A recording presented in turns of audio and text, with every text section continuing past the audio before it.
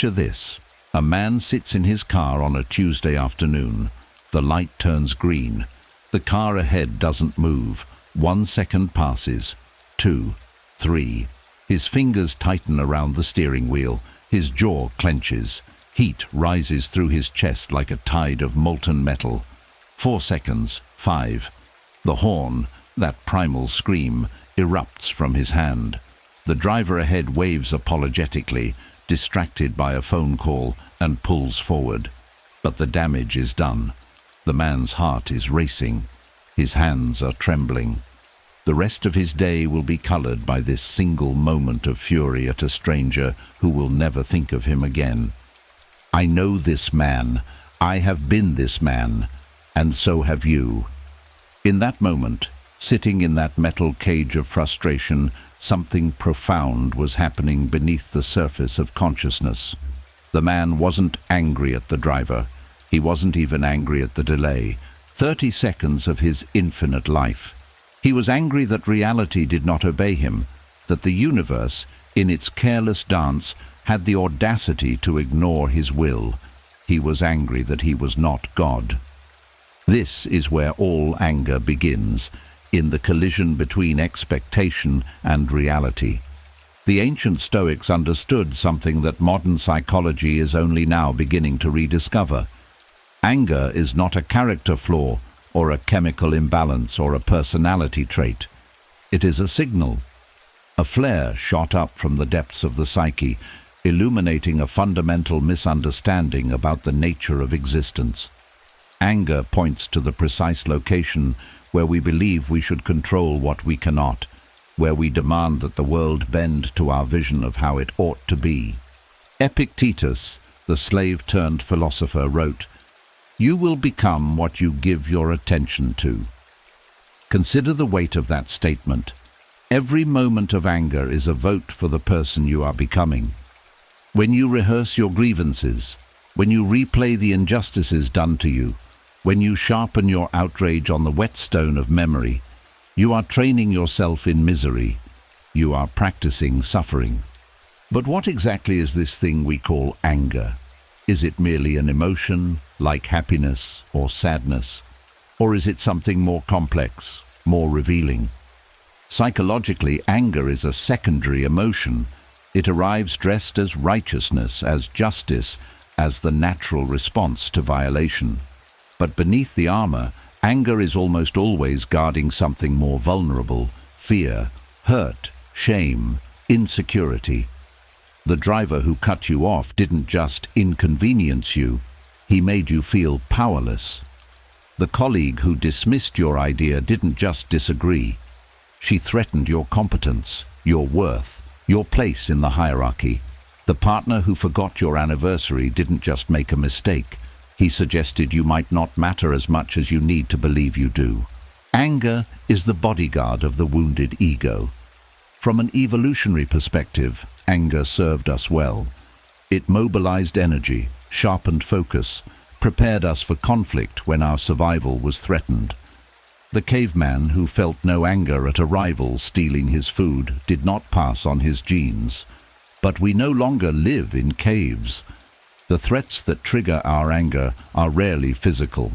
They are symbolic, psychological, social. The driver in traffic is not actually threatening your survival. Your nervous system simply hasn't updated its threat detection software in the last 10,000 years. The Stoics saw this clearly. Marcus Aurelius, emperor of Rome and philosopher king, wrote in his personal journal, "How much more grievous are the consequences of anger than the causes of it?" Think about that. The damage we do in anger to our relationships, our health, our peace of mind, our very souls, is almost always far greater than the damage done to us by whatever triggered the anger. That driver who didn't notice the green light?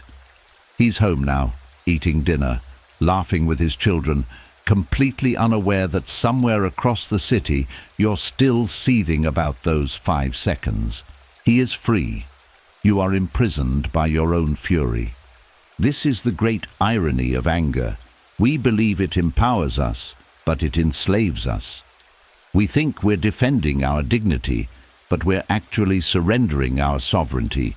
In the moment of rage, we are no longer the authors of our actions. We are puppets dancing on strings, pulled by circumstances, by other people's behavior, by the random chaos of an indifferent universe. The Stoics had a radical proposition. What if you could see anger approaching like a storm on the horizon? What if, in the space between stimulus and response, that split second before the explosion, you could choose differently? Not by suppressing the emotion, not by pretending you're not hurt or frustrated, but by understanding it so completely that it loses its power over you. This is not about becoming emotionless. The Stoics were not advocating for robotic detachment or cold indifference. They were advocating for something far more difficult and far more rewarding, the ability to feel deeply without being controlled by what you feel, to acknowledge anger without becoming anger, to see the fire without letting it consume you. There's a story from ancient Rome about a man who spit in the face of the Stoic philosopher Musonius Rufus. The crowd waited for his response, expecting outrage, violence, some dramatic retaliation. Instead, Musonius calmly wiped his face and said, "I am not angry. But I am in doubt whether I ought to be angry or not." This wasn't weakness. It was sovereignty. It was freedom. In that moment, he demonstrated the most radical form of power, the power to choose his own response to reality. And here's what I want you to understand, what I need you to feel in your bones. That power is not reserved for ancient philosophers. It is your birthright. Right now, in this moment, regardless of what you've done or what's been done to you, regardless of how many times you've lost your temper or how justified your anger has seemed, you have the capacity to become unshakable. But first, you must understand what you're up against. You must map the territory of anger, trace its origins, comprehend its mechanisms. You must learn to see it not as your enemy, but as your teacher. Because in every moment of anger lies a question: what am I truly defending? And is it worth the cost of my peace? The journey begins not with suppression or denial, but with recognition. You must learn to see anger for what it truly is, not a character flaw, not an inevitability, but a choice you make unconsciously 1,000 times a day. And once you see it, once you truly understand its anatomy, the possibility of a different choice begins to emerge. In the chapters ahead, we'll dismantle anger piece by piece, examining its foundations, exposing its illusions, understanding its grip on the human soul. And in that understanding, we'll find something unexpected, not just the absence of anger, but the presence of something far greater, equanimity, wisdom, an unshakable peace that doesn't depend on the world conforming to your expectations. But we're getting ahead of ourselves. For now, simply notice this. The next time anger rises in you, pause, just for a moment. Don't act on it. Don't suppress it. Simply observe it. Watch it the way you might watch a storm, with interest, with awareness, but without identification. Because you are not the storm. You are the sky in which it passes. Let me tell you what all anger has in common. Every instance, from the smallest irritation to the most violent rage, shares a single root cause. It's not injustice. It's not provocation. It's not even pain. It's the belief that you should be in control. Think about the last time you were angry. Really angry. Strip away the story, the justification, the righteousness. What remains? At the core, you'll find a simple equation. Reality behaved differently than you demanded it should, and you interpreted this as unacceptable. Your flight was delayed. Your partner said something thoughtless. Your child disobeyed. Your body got sick. Your boss overlooked you. Your political candidate lost. The weather ruined your plans. Someone was wrong on the internet. The universe, in its infinite complexity, unfolded in a way that differed from your blueprint for how it ought to unfold, and you took that personally.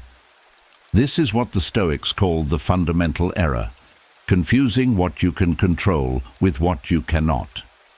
They had a name for this, the dichotomy of control, and it was the cornerstone of their entire philosophy. Master this distinction, they said, and you master life itself.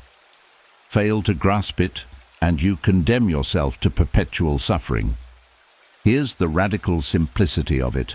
You control almost nothing in this world. You don't control other people's actions, their opinions, their feelings toward you. You don't control the economy, the weather, the traffic, the political landscape. You don't control illness, aging, death. You don't control the past, it's already gone. And you don't control the future, it hasn't arrived yet. You don't even fully control your own thoughts and feelings. They arise unbidden, shaped by genetics, upbringing, biochemistry, and a million factors beyond your conscious awareness. Have you ever tried not to think about something? How did that work out? So what do you control? Your attention, your interpretation, your response. That's it. That's the whole list. And it's enough. But here's what we do instead. We spend our lives trying to control what we cannot, while neglecting to control what we can. We exhaust ourselves attempting to change other people, fix the world, prevent the unpredictable, avoid the inevitable. And then we react unconsciously to whatever happens, as if we're leaves blown by the wind. We have it exactly backward. Social media has made this delusion worse. Every day, millions of people rage at their screens, furious about events happening thousands of miles away, involving people they'll never meet, in situations they'll never influence. They convince themselves this is engagement, awareness, righteousness. But the Buddha said something 2,500 years ago that applies perfectly to doom scrolling. Holding on to anger is like drinking poison and expecting the other person to die. The political opponent you're furious at isn't losing sleep over your outrage. The celebrity who said something offensive isn't reading your angry tweets. The injustice you're seething about isn't lessened by your fury. But your blood pressure is rising. Your cortisol levels are spiking. Your relationships are suffering because you're irritable and distracted. You're the one drinking the poison. The Stoics saw this trap everywhere. Epictetus, speaking to his students in ancient Greece, could have been describing modern life.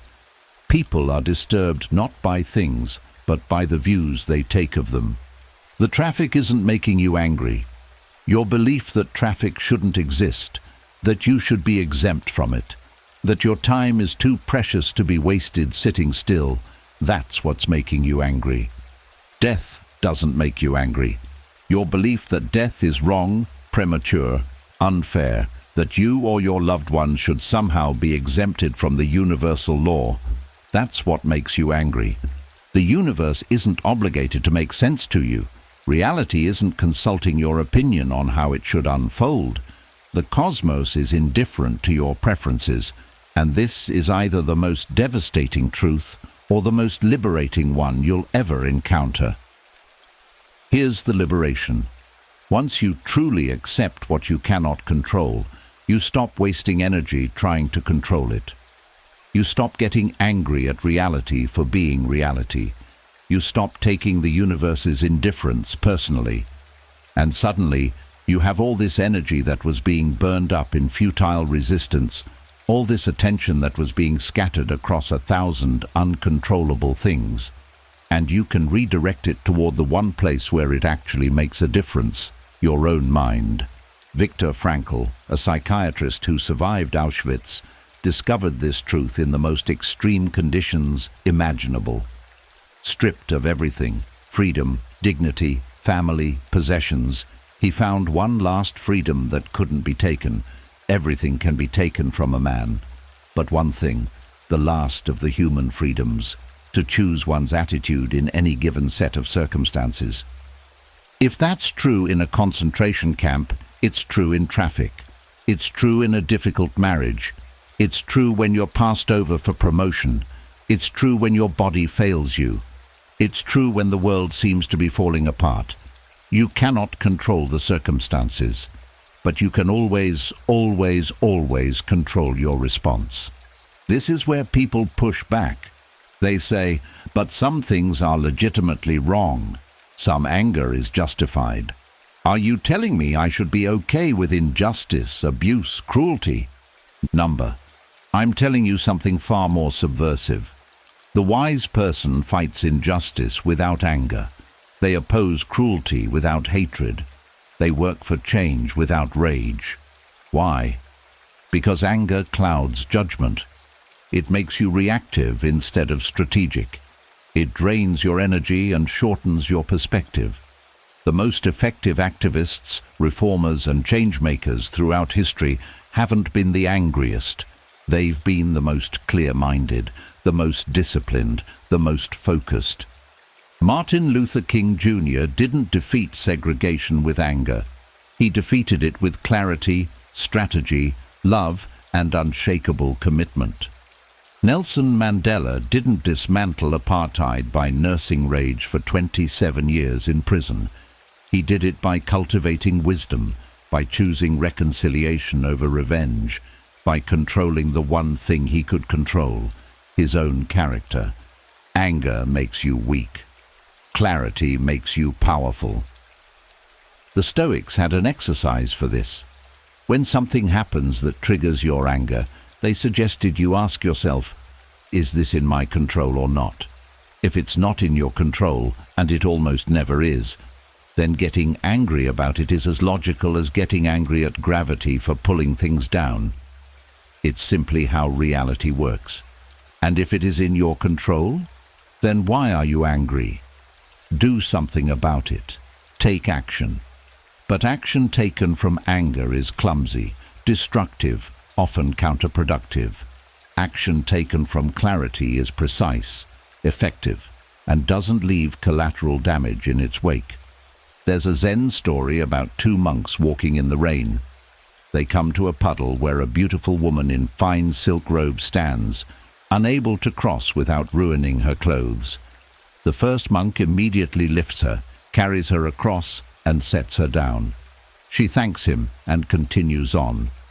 The two monks walk in silence for miles. Finally, the second monk can't contain himself. "How could you touch that woman?" "We've taken vows." The first monk replies, "I put her down miles ago. Why are you still carrying her?" This is what we do with everything that angers us. We carry it. We replay it. We rehearse it. We tell the story over and over, each retelling deepening the groove of resentment. And we call this caring, or having principles, or not letting people get away with things. But who's suffering? The person you're angry at has moved on. They're living their life, probably completely unaware of your internal torment. Meanwhile, you're poisoning your own peace, hour after hour, day after day, year after year. You're spending your precious, finite life energy maintaining a grudge that serves no purpose except to make you miserable. The illusion of control is seductive because it makes us feel important. If I'm angry about this injustice, it means I matter. If I'm outraged by this situation, it means I'm a good person who cares. We mistake emotional reactivity for moral superiority. We confuse agitation with aliveness. But here's what the Stoics knew. The mark of wisdom isn't how strongly you react to things. It's how little you're disturbed by things. The goal isn't to feel nothing. It's to feel everything without being controlled by what you feel. To be fully alive, but not at the mercy of circumstances. So here's your homework, your practice, your path forward. For the next week, whenever you feel anger rising, pause and ask yourself, is this in my control? Not, could I influence it if I tried hard enough? Or, should this be in my control? Just, is this right now, actually within my power to change? If it's not, and be honest, then practice acceptance. Not resignation, not approval. Acceptance. Reality is what it is. Your anger doesn't change it. It only changes you. And if it is in your control, then stop being angry and start being effective. Channel that energy into clear-minded action. Become the kind of person who responds rather than reacts, who chooses rather than is chosen by circumstances. Because here's the truth that anger doesn't want you to know. You are far more powerful than you believe. But you'll never discover that power while you're wasting it trying to control what you cannot. The universe doesn't need your anger, but it desperately needs your wisdom. There's a paradox at the heart of anger that we must confront. The smaller the ego, the harder it is to offend. The larger the ego, the more the world seems designed to insult it. Think about the people you know who are constantly angry. They're easily offended. They're quick to perceive disrespect. They're always defending, always explaining, always demanding recognition. Their boundaries aren't boundaries, they're battle lines. Every interaction is a potential threat to their carefully constructed image of themselves. Now think about the people you know who are genuinely at peace. They can be criticized without crumbling. They can be ignored without feeling diminished. They can be wrong without feeling destroyed. It's not that they don't have dignity. They have something deeper than dignity. They have a sense of self that doesn't require constant validation from the external world. The difference isn't in circumstance, it's in the size and fragility of the ego. Anger, at its deepest level, is the ego's cry against reality. It's the small, frightened self screaming, "I matter, I'm right, I deserve, I should." It's the voice that cannot tolerate being overlooked, contradicted, delayed, denied, or made to feel small. And because the world is vast and indifferent and full of other egos equally convinced of their own importance, the egocentric person is doomed to perpetual outrage. The existentialists understood this differently than the Stoics, but they arrived at a similar conclusion. Jean-Paul Sartre wrote, "Hell is other people." But he didn't mean that other people are inherently terrible. He meant that we imprison ourselves by caring too much about how others perceive us, by constructing our identity from their judgments, by making their approval the foundation of our self-worth. When you do that, you give them the power to anger you. Every slight becomes an existential threat. Every criticism becomes an attack on your very being. Nietzsche, that prophet of the ego, spoke of the will to power, the fundamental drive of all living things to assert themselves, to dominate, to impose their vision on the world. He celebrated this drive, saw it as life itself. But the Stoics would have seen it as the root of suffering, because the will to power inevitably collides with reality's unwillingness to submit, and that collision generates endless anger. The Stoic response was radical. Surrender the will to power, not through weakness, but through wisdom. Accept that you're not the center of the universe. Embrace your place in the cosmic order, significant but not supreme. Let go of the need to be right, to be recognized, to have the world acknowledge your importance. And in that surrender, discover a power that no one can take from you, the power of not needing power. Marcus Aurelius, the most powerful man in the world, wrote to himself, "You have power over your mind, not outside events. Realize this, and you will find strength." The Emperor of Rome, commanding legions, controlling an empire that stretched from Britain to Mesopotamia. And his wisdom was about letting go of control, about recognizing the limits of power, about finding strength in acceptance rather than domination. This is the prison of the ego. It demands that the world reflect back the image we have of ourselves.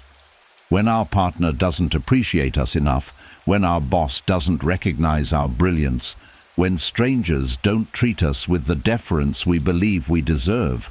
The ego sounds the alarm. It interprets these situations not as neutral events, but as attacks, violations, injustices that must be corrected through anger. But here's the twist. The anger doesn't correct anything. It just makes us smaller. Every time we rage, we prove how fragile we are. Every time we're offended, we demonstrate how much we depend on external validation. The most powerful statement you can make is, "Your opinion of me is none of my business." There's a teaching story from ancient China about a master and his student. The student asks, "Master, how do I become free from the opinions of others?" The master picks up 2 buckets, one filled with dirty water, one with clean. He says, "Carry these through the village. When people praise you, pour a little dirty water into the clean bucket. When they insult you, pour a little clean water into the dirty bucket." The student is confused. "But master, that will ruin the clean water and waste the effort of cleaning the dirty water." The master smiles.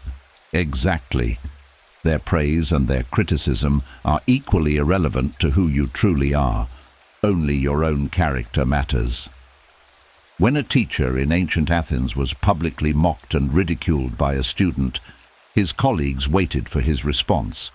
Surely he would defend himself, retaliate, assert his authority. Instead, he simply continued his lesson. Later, asked why he didn't respond, he said, "When a dog barks at you, do you bark back?" This isn't about tolerating abuse or accepting mistreatment. It's about refusing to let your peace of mind be held hostage by every person who crosses your path.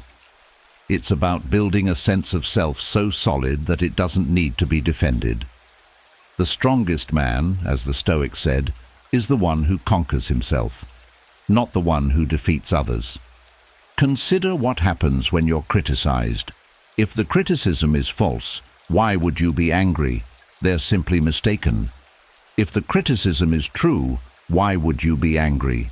They're helping you see something you needed to see. Either way, anger serves no purpose except to protect an ego that doesn't want to admit fallibility.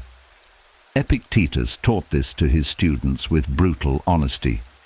If someone criticizes you, and they're right, correct the fault. If they're wrong, laugh at their foolishness, but internally, never externally. If you laugh externally, you reveal that you still care about their opinion. Even the act of defending yourself, he suggested, gives their words more power than they deserve. The ego wants to make everything personal. You're late because you're disrespectful. You forgot my birthday because you don't love me. You disagreed with me because you think I'm stupid. The ego narrates every event as a story about itself, usually as a story of being wronged, diminished, or threatened. But what if none of it is about you? What if people are just living their lives, dealing with their own fears and insecurities and pressures, and you're just one character in a drama where you're not the protagonist? What if the driver who cut you off was rushing to the hospital? What if your partner's thoughtless comment came from exhaustion, not malice? What if your boss's oversight was about their own distraction, not your lack of worth? When you make everything about you, you become a target for everything. When you realize very little is actually about you, you become untouchable. Here's a practice the Stoics used. When someone insults you or treats you poorly, instead of getting angry, get curious. What pain are they in? What fear is driving them? What insecurity are they defending? Suddenly, instead of an enemy to be defeated, you see a fellow human struggling with their own demons. Anger transforms into compassion. Offense transforms into understanding. This doesn't mean you become a doormat. It means you become sovereign. You set boundaries not from anger, but from clarity. You respond to mistreatment not with rage, but with decisive action.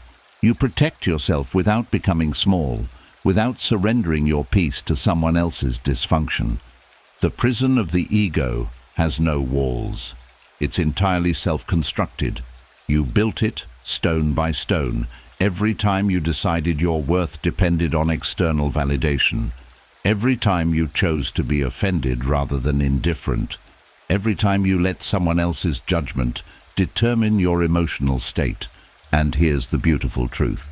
Because you built it, you can dismantle it. Not all at once, not overnight, but brick by brick, choice by choice, moment by moment. Every time you choose not to take something personally, you remove a brick. Every time you let a criticism pass without defending, you knock down a wall. Every time you refuse to let your peace be disturbed by someone's opinion, you expand your freedom.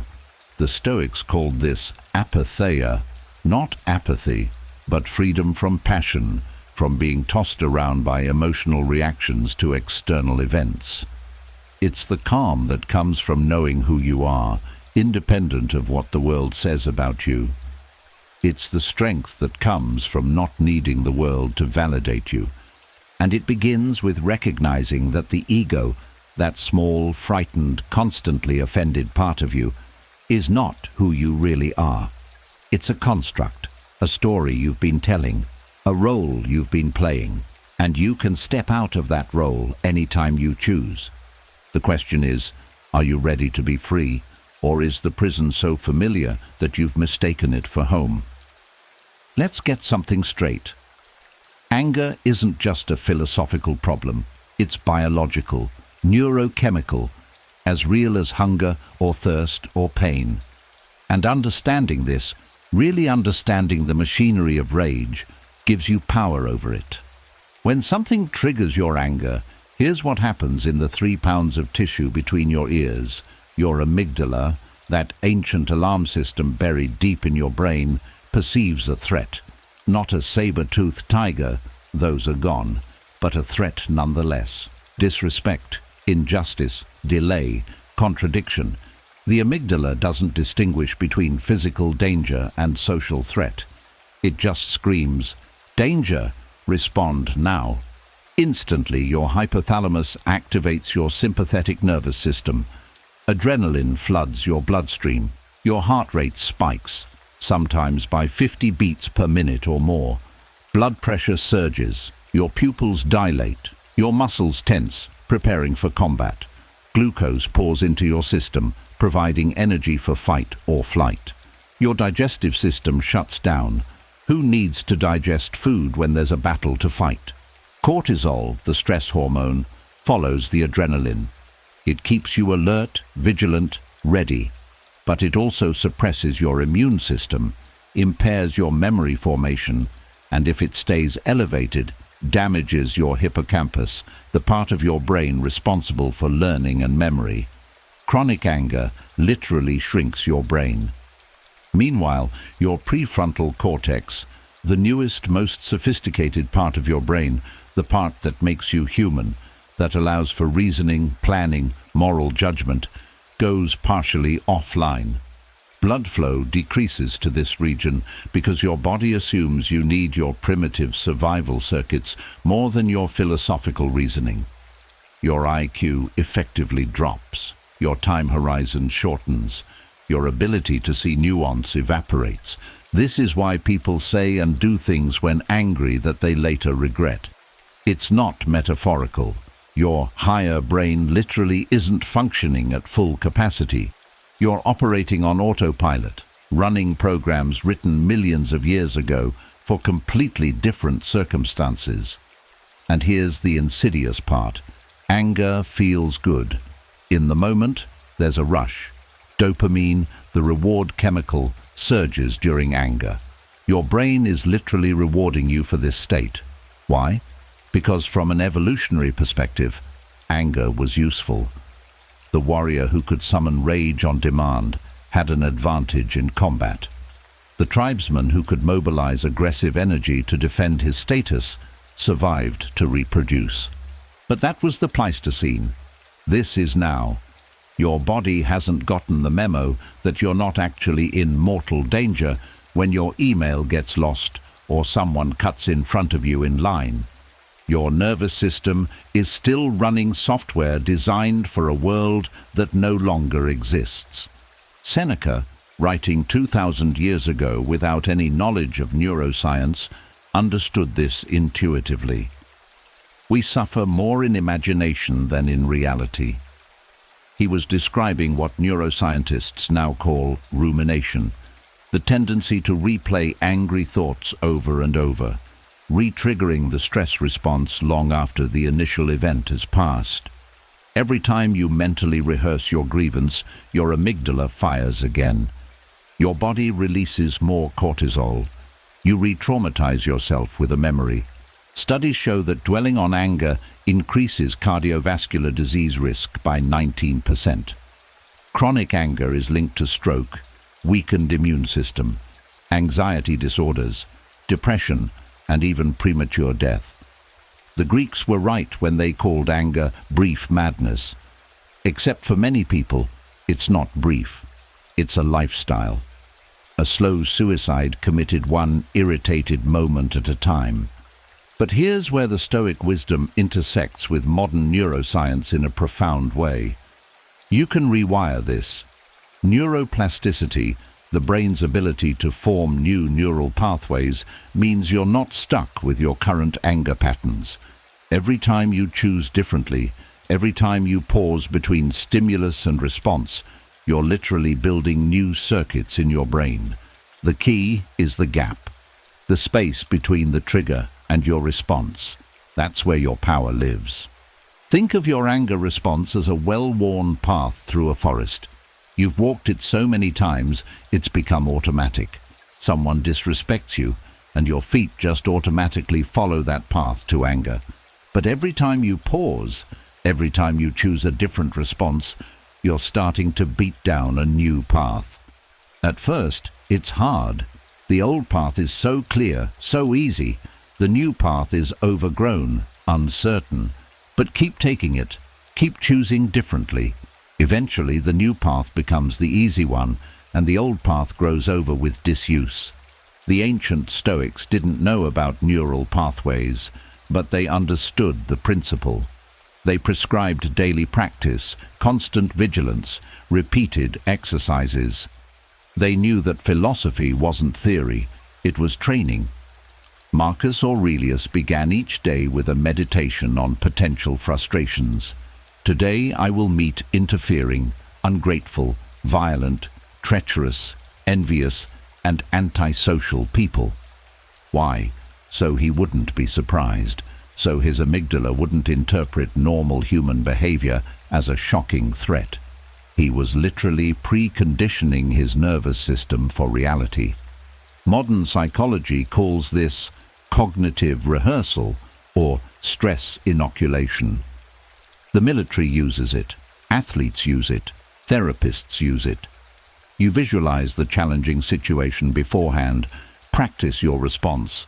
So when it happens, your brain has a blueprint other than automatic anger.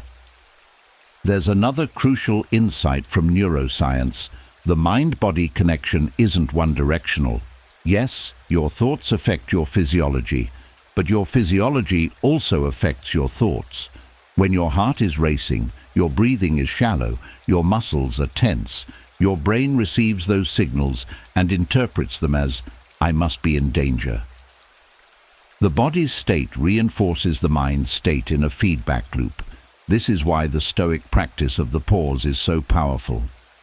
Taking a deep breath isn't just calming, it's communicating with your nervous system. Slow, deliberate breathing activates your parasympathetic nervous system, the rest and digest mode. It signals to your brain, we're safe. We can think clearly. Heart rate drops. Blood pressure decreases.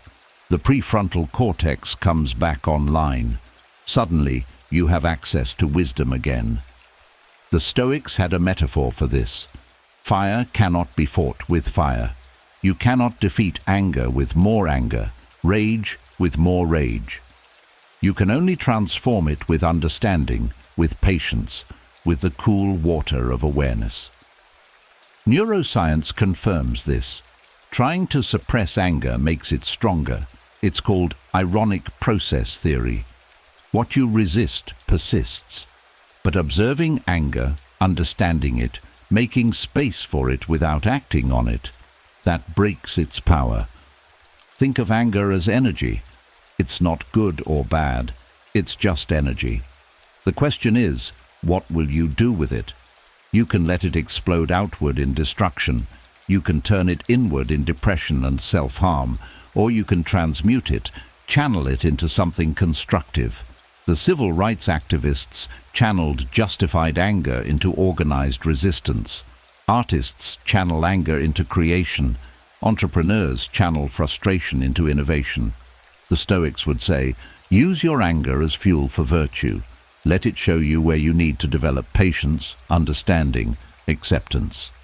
Every moment of anger is a teacher pointing to a lesson you need to learn. Usually the lesson is about control, about letting go of trying to control what you cannot, and taking responsibility for controlling what you can. Here's a practice rooted in both Stoic philosophy and modern neuroscience. When you feel anger rising, do this. Pause. Literally stop whatever you're doing. Name it. Say to yourself, this is anger.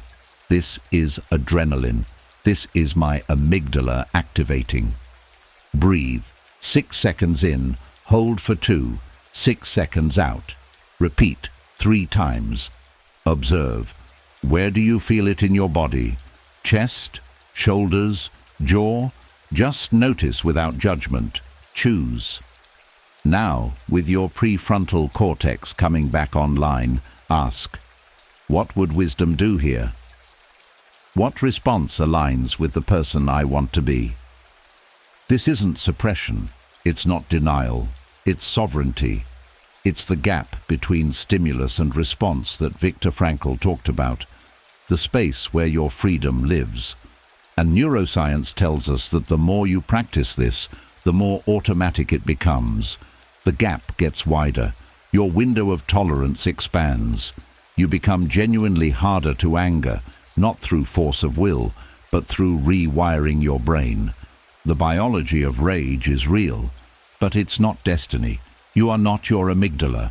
You are not your cortisol levels. You are the awareness that can observe these processes, understand them, and gradually reshape them. The Stoics had a word for this, hegemonikon, the ruling faculty, the part of you that stands above the chaos, that watches the storm without being the storm. Neuroscience might call it metacognition or mindful awareness. The words are different, but they point to the same reality. There is something in you that is larger than your anger, wiser than your rage, more powerful than your automatic reactions, and that something is waiting for you to claim it, waiting for you to stop identifying with every emotion that floods your system and instead recognize yourself as the space in which emotions arise and pass away. The biology of rage is a fire, but fire cannot burn without fuel, and you control the fuel. You decide, moment by moment, thought by thought, whether to feed the flames or let them starve. What will you choose? We've journeyed through the landscape of anger, its origins, its illusions, its prisons, its biology. Now we arrive at the most crucial moment, the fork in the road, the split second between stimulus and response, the instant where your freedom lives. Every single moment of potential anger contains this fork. Most people never see it. The trigger arrives, and they're already exploding, already defending, already drowning in the familiar flood of rage. The fork was there, but they blew past it at 100 miles an hour, never knowing they had a choice. But you're different now. You've seen anger for what it is. You understand its machinery. You recognize its tricks. And now, armed with awareness, you can learn to find that fork, to pause in that crucial moment, to choose. This is what the Stoics called prohairesis, the faculty of choice. the power to choose how you respond to any situation. It's the one thing that's entirely yours, that can never be taken from you. As Epictetus said, no one can make you angry without your consent. The event is neutral. Your interpretation makes it good or bad. Your response makes you free or enslaved. But let's be practical. How do you actually find this moment of choice when anger is surging through your body, when your heart is pounding, when every cell is screaming for reaction? First, you train before the battle, not during. A soldier doesn't learn to fight in the middle of combat. An athlete doesn't learn technique during the championship. And you don't learn to manage anger in the moment of maximum rage. You practice beforehand. The Stoics prescribed morning and evening meditations. In the morning, prepare your mind for potential frustrations. Visualize the difficult situations you might encounter. Rehearse your wise response. This isn't pessimism, it's preparation. You're training your nervous system not to interpret normal human challenges as catastrophic threats. Marcus Aurelius did this daily. When you wake up in the morning, tell yourself, the people I deal with today will be meddling, ungrateful, arrogant, dishonest, jealous, and surly. They are like this because they can't tell good from evil. He wasn't being cynical. He was preventing surprise, because surprise amplifies the amygdala response. Expectation dampens it. In the evening, review your day. Where did you succeed? Where did you fail? Not with judgment, but with curiosity. The Stoics called this the examination of conscience, but it's really just learning from experience. You're training pattern recognition. You're helping your brain identify the warning signs of anger before it fully activates. Second, create space in the moment. When you feel anger rising, and now you know what that feels like, the biological cascade, the tightness in your chest, the rushing in your ears, do this. Breathe. Not shallow panic breathing, not the rapid breathing of rage, deep, deliberate, diaphragmatic breathing, the kind that signals to your parasympathetic nervous system, we're safe, we can think. Count. Simple, even childish, but neurologically powerful. Count slowly to 6, or recite a phrase, "This too shall pass." The purpose isn't the words, it's creating a pause, a buffer between stimulus and response. You're giving your prefrontal cortex time to come back online. Feel it. This seems counterintuitive, but don't try to suppress the physical sensation of anger. That makes it stronger. Instead, observe it. Where is it in your body? Chest, jaw, hands. What does it feel like? Hot, tight, pulsing. This act of observation creates distance. You're no longer the anger, you're the observer of anger. That shift is everything. Third, question your interpretation. Your anger is based on a story you're telling about what just happened. That story feels like objective truth, but it's not. It's one interpretation among infinite possibilities. Someone cut you off in traffic. Your story. That asshole did that on purpose because he's a selfish prick who doesn't care about anyone else. Alternative story. That person is distracted because they just got devastating news and they didn't even see me. Which story is true? You don't know. You'll never know. But your anger is based entirely on the first story. The Stoic practice is to deliberately generate alternative interpretations. Not to convince yourself the person had pure motives, but to recognize that you're choosing an interpretation, and that choice determines your emotional state. Once you see that, you can choose differently. Fourth, remember what you control.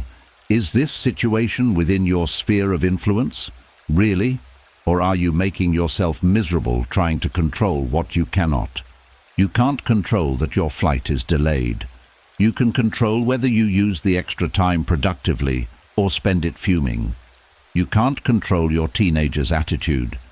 You can control whether you escalate with your own anger or respond with patient firmness. You can't control political developments. You can control whether you doom scroll for hours or engage in actions you can actually influence. The moment you recognize this is not in my control, anger loses its justification. What's the point of being angry at what you cannot change? That's as logical as being angry at gravity or mathematics or the rotation of the earth. Fifth, ask the golden question. Will this matter in 5 years, or 5 months, or 5 days? Sometimes even 5 minutes. Almost nothing that triggers your anger will matter in 5 years. That cutting remark, that social media argument, that parking spot someone took, that delayed package, that misspelled name, that perceived slight. In 5 years, you won't even remember it happened. So why give it the power to destroy your peace now? This isn't about minimizing genuine problems. It's about perspective. It's about saving your anger, that precious, depleting resource, for things that actually matter, and being honest about how few things actually matter in the grand scheme of your finite life. The Stoics practiced this constantly. They meditated on death, not morbidly, but as a way to clarify values. Memento mori. Remember, you will die. It sounds dark, but it's actually liberating. When you truly absorb that your time here is limited, that every moment spent in anger is a moment you'll never get back, that the people you're angry at will someday be gone and you'll wish you'd spent your time together differently, suddenly most anger seems absurd. Marcus Aurelius wrote, "You could leave life right now. Let that determine what you do and say and think." He was Emperor of Rome. He could have been angry about everything: the incompetence of senators, the rebellion of provinces, the betrayal of supposed allies. Instead, he chose to spend his limited time cultivating wisdom. He chose to be unshakable. Now, here's what this practice leads to over time. The gap gets wider. The choice becomes clearer. The pause becomes automatic. You start to notice anger approaching like a distant storm, and you have time to prepare, to choose your response, to maintain your sovereignty. You don't stop feeling anger. That's not the goal, and it's not desirable. Anger carries information. It tells you your boundaries were crossed, your values were challenged, that something needs attention, but you stop being controlled by anger. You stop identifying with it. You stop believing its story that you must react right now or terrible things will happen. Instead, you feel the anger, understand its message, and choose your response wisely. Sometimes that response is assertive action. Sometimes it's patient explanation. Sometimes it's walking away. Sometimes it's forgiveness. But it's always a choice, your choice, not an automatic reaction. This is what the Stoics meant by becoming unshakable. Not that you're cold or indifferent or inhuman, but that you're anchored in something deeper than circumstances. Your peace doesn't depend on the world cooperating with your preferences. Your dignity doesn't depend on others' respect. Your worth doesn't depend on external validation.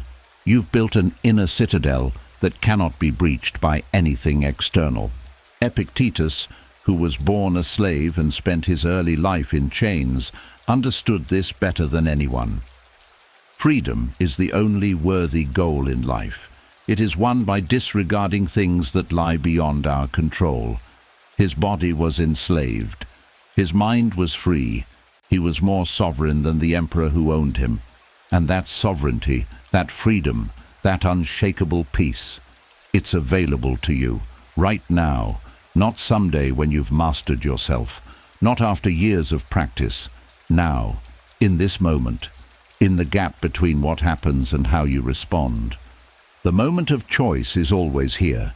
The fork in the road is always present, and you, with awareness, with practice, with commitment to wisdom over reaction, you can learn to see it, to pause, to choose.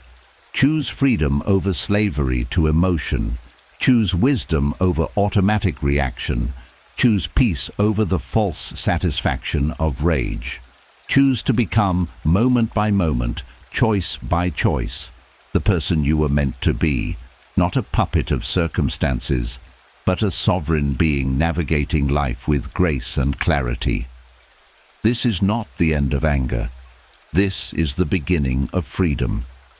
And the journey continues, deeper, richer, more transformative, in the chapters ahead. But first, you must practice, not tomorrow, not when it's convenient, now.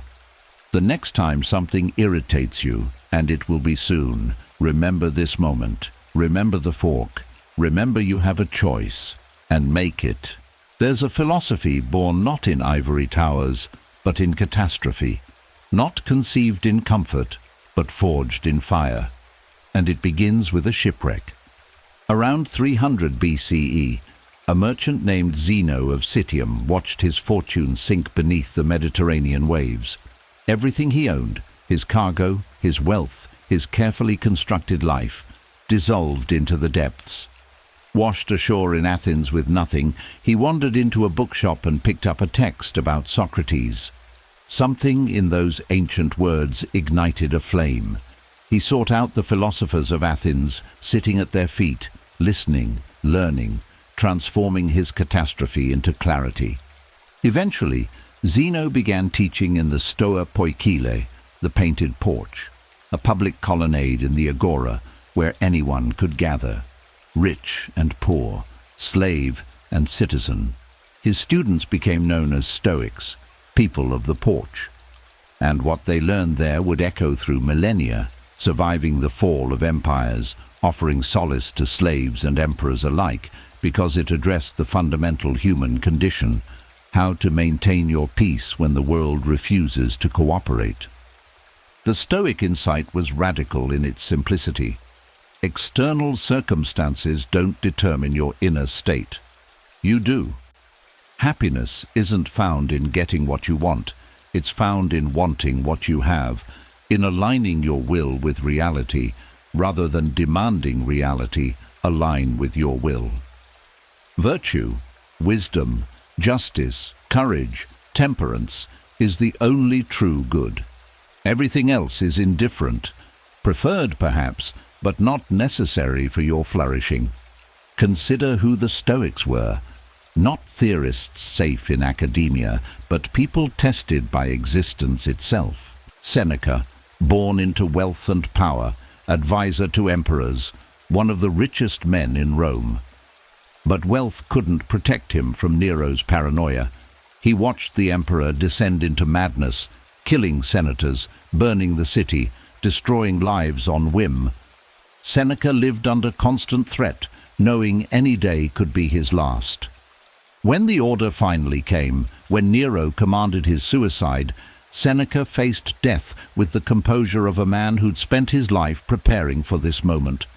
He consoled his weeping friends, dictated final thoughts to his scribes, and bled out discussing philosophy. His last words were reportedly about virtue and freedom, not bitterness, not anger, peace. Epictetus, born a slave in Nero's Rome. His name literally means acquired one, property, a thing. His master once twisted his leg, deliberately crippling him. According to legend, as the bone was being broken, Epictetus calmly warned, "You're going to break my leg." When it snapped, he simply said, "Didn't I tell you?" No rage, no hatred, just observation. He eventually gained his freedom and became one of history's greatest teachers, proving that while bodies can be enslaved, minds can remain sovereign. He taught that freedom isn't about circumstances. It's about understanding what you control and releasing what you don't. Marcus Aurelius, the philosopher who never wanted to be king, thrust onto the throne of Rome at 40, he spent his reign fighting barbarians on frozen frontiers, managing plague that killed millions, dealing with betrayal from trusted advisors, and raising a son who would become the tyrant Commodus. His private journal, Meditations, reveals a man in constant dialogue with himself, reminding himself daily to be patient, grateful, clear-minded. He wrote by candlelight in military tents, governing an empire in decline, yet his words radiate equanimity. He didn't write for posterity. He wrote to survive with his sanity and virtue intact. These weren't armchair philosophers. They were practitioners, tested by circumstances that would break most people, and they all arrived at the same conclusion. The external world is chaos. Your only refuge is internal order. Look at their world: political corruption, endless wars, economic uncertainty, plague, social upheaval, betrayal, loss. Sound familiar? The forms have changed. We have smartphones instead of scrolls, democracy instead of empire. But the substance remains identical. Humans struggling with the same fundamental challenges: mortality, uncertainty, the behavior of others, the gap between expectations and reality. The Stoics would look at our modern anxiety and recognize it immediately. We rage at traffic as they raged at slow ships. We're addicted to social media as they were obsessed with public reputation. We fear economic collapse as they feared barbarian invasions. Different details, same underlying human condition, same choice about how to respond. At the core of Stoic philosophy is a deceptively simple hierarchy of values. Virtue is the only good. Vice is the only evil. Everything else, health, wealth, reputation, pleasure, pain, is indifferent. Not worthless, but not determinative of your character or your peace. This sounds extreme until you understand what they meant by virtue. Not prudish morality or self-righteousness. They meant excellence of character, living according to reason, developing wisdom, justice, courage, and self-control. Becoming the kind of person who can handle whatever life presents without losing their center. And emotions. The Stoics had a nuanced view often misunderstood. They didn't advocate for becoming emotionless robots. They distinguished between automatic feelings, which are natural and unavoidable, and the judgments we add to those feelings, which are under our control. You can't stop the initial flash of anger when someone cuts you off, but you can stop yourself from nurturing that anger, from building a narrative around it, from letting it control your next hour or day or year. Emotions are signals, not masters. They carry information. This feels threatening, or this seems unfair, or this hurts. But signals don't command. You're the commander. You receive the information, then you decide, based on reason and virtue, how to respond.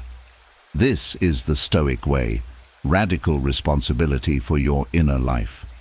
Not blaming circumstances, not making yourself the victim of events or other people's behavior. Taking full ownership of your thoughts, interpretations, and responses. It's the hardest thing you'll ever do, and it's the only path to freedom. The beauty of Stoicism is its practicality. It's not mystical. It doesn't require belief in any particular deity or cosmology. It's a set of practices you can implement today, regardless of your circumstances. The Stoics created exercises, morning meditations to prepare for challenges, evening reviews to learn from the day, journaling to examine your thoughts, contemplation of death to clarify values. They understood that philosophy isn't theory, it's training. You don't become virtuous by reading about virtue. You become virtuous by practicing virtue in small moments, thousands of times, until it becomes your character. You don't master anger by understanding anger.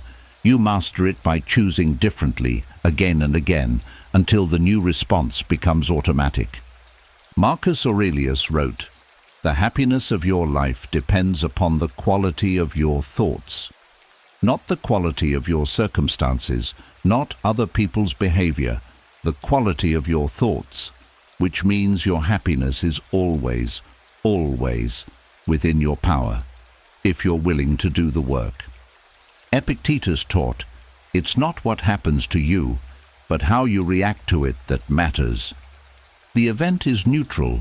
You pour meaning into it through interpretation. Change the interpretation. Change your experience. Seneca advised, we suffer more in imagination than in reality. Most of your pain isn't from what's happening now. It's from what you fear might happen, or what you're still angry about from the past, both of which exist only in your mind. This is the Stoic way. It's not easy. It requires constant vigilance. It demands you give up comfortable victimhood and convenient blame. It asks you to see clearly that you're responsible for your own peace, and no one is coming to save you from your own mind. But here's what it offers. Genuine freedom. Not freedom from challenges, but freedom in how you meet them. Not freedom from anger, but freedom from being enslaved by anger. Not a life without pain, but a life where pain doesn't destroy your character or your peace. The Stoics lived this, in shipwrecks and slavery, in palaces and prisons, in plague and war. They proved it works, not because they were superhuman, but because they understood something profound. The quality of your life is determined not by what happens, but by who you become in response to what happens. And who you become is always, always, always your choice. This is the foundation, the ancient wisdom meeting you where you are. Now the question is, are you ready to look into the Stoic mirror and see not who you've been, but who you have the power to become? Let me tell you about two men standing in the same coffee shop on the same Tuesday morning, same barista, same mistake, radically different universes. The barista hands the first man the wrong drink. He ordered a large black coffee. He received a medium latte. His face flushes. His jaw tightens. Are you kidding me? His voice carries across the shop. This is the third time this month. Do you people not care? Is it really that hard to get a simple order right? He demands to speak to the manager. He posts on social media about terrible service. He's still telling the story that evening, each retelling intensifying his conviction that the world is full of incompetent people who don't respect him. His day is ruined, his blood pressure elevated, his relationship strained because he's irritable for hours afterward. Same barista, same mistake, second man. He glances at the cup, smiles. I think this one might not be mine. I ordered the black coffee. The barista apologizes, flustered, explaining she's new and overwhelmed. He nods. I totally get it. I've worked service. No worries at all. While waiting for the correct drink, he asks how her day is going. She mentions she's working 2 jobs, studying at night, trying to support her younger siblings. He wishes her well, leaves a generous tip. By the time he reaches his car, he's thinking about his next meeting. The coffee incident? Already forgotten. It never had the power to disturb his peace because he never gave it that power. 2 men, 1 reality, 2 completely different experiences. Epictetus, teaching in Rome 1,900 years ago, understood this perfectly. Men are disturbed not by things, but by the views they take of them. Not the event, the interpretation, not what happens, what you make it mean. This is the most liberating truth you'll ever encounter, and the most challenging to live. Every moment, you're interpreting reality, constantly. Your brain is a meaning-making machine, taking neutral sensory data and wrapping it in stories, judgments, comparisons, evaluations. Most of this happens unconsciously, automatically, so fast you don't notice you're doing it. You think you're perceiving reality directly. You're not. You're perceiving your interpretation of reality. And here's the key. Those interpretations are optional, malleable, trainable. The traffic jam isn't making you angry. Your interpretation, this shouldn't be happening. My time is being wasted. These drivers are idiots. I don't deserve this. That's creating the anger. The traffic is just cars moving slowly. Neutral. You're adding the emotional charge through the story you tell about it. Your partner forgets your birthday. The fact, a date on a calendar wasn't remembered. Your interpretation, they don't love me. I'm not a priority. This is evidence I'm not valued. That interpretation creates the hurt, the anger, the resentment. But it's not the only possible interpretation. They're overwhelmed right now. Memory isn't love. I can communicate my needs without making this about my worth. Different story, different emotion, different outcome. Modern psychology calls this cognitive reframing, and it's the foundation of cognitive behavioral therapy, the most empirically validated treatment for depression, anxiety, and anger. The CBT model is essentially Stoicism repackaged. Your thoughts create your feelings drive your behaviors. Change the thought at the root, and everything downstream changes. But the Stoics went deeper. They didn't just say think positive. They said see clearly, distinguish between fact and interpretation, strip away the judgment, and see what's actually there. Then, if you must interpret, choose an interpretation that serves virtue and peace rather than ego and suffering. This is emotional alchemy. Taking the base metal of events and transmuting them through the crucible of perception into something entirely different. Consider this practice. Take any situation that made you angry recently. Write down what happened as pure fact with zero interpretation. Then write down all the interpretations you added. Watch how much of your anger came from the story, not the facts. Example. Fact. My boss didn't acknowledge my report in the meeting. Interpretations. He doesn't value my work. I'm being overlooked. He's going to promote someone else. I'm not respected here. This company doesn't appreciate dedication. I should quit. None of those interpretations are facts. They're stories. And here's the uncomfortable truth. You don't know if any of them are true. Your boss might have been distracted by a family crisis. Might have assumed everyone saw the report, so acknowledgement seemed redundant. Might have been planning to address it in a follow-up email. Might be awkward with public praise. You don't know. But you chose the interpretation that maximized your suffering. Why? Because ego prefers the narrative of victimhood. Because anger feels righteous. Because it's easier to blame than to consider alternatives. The Stoic reframe.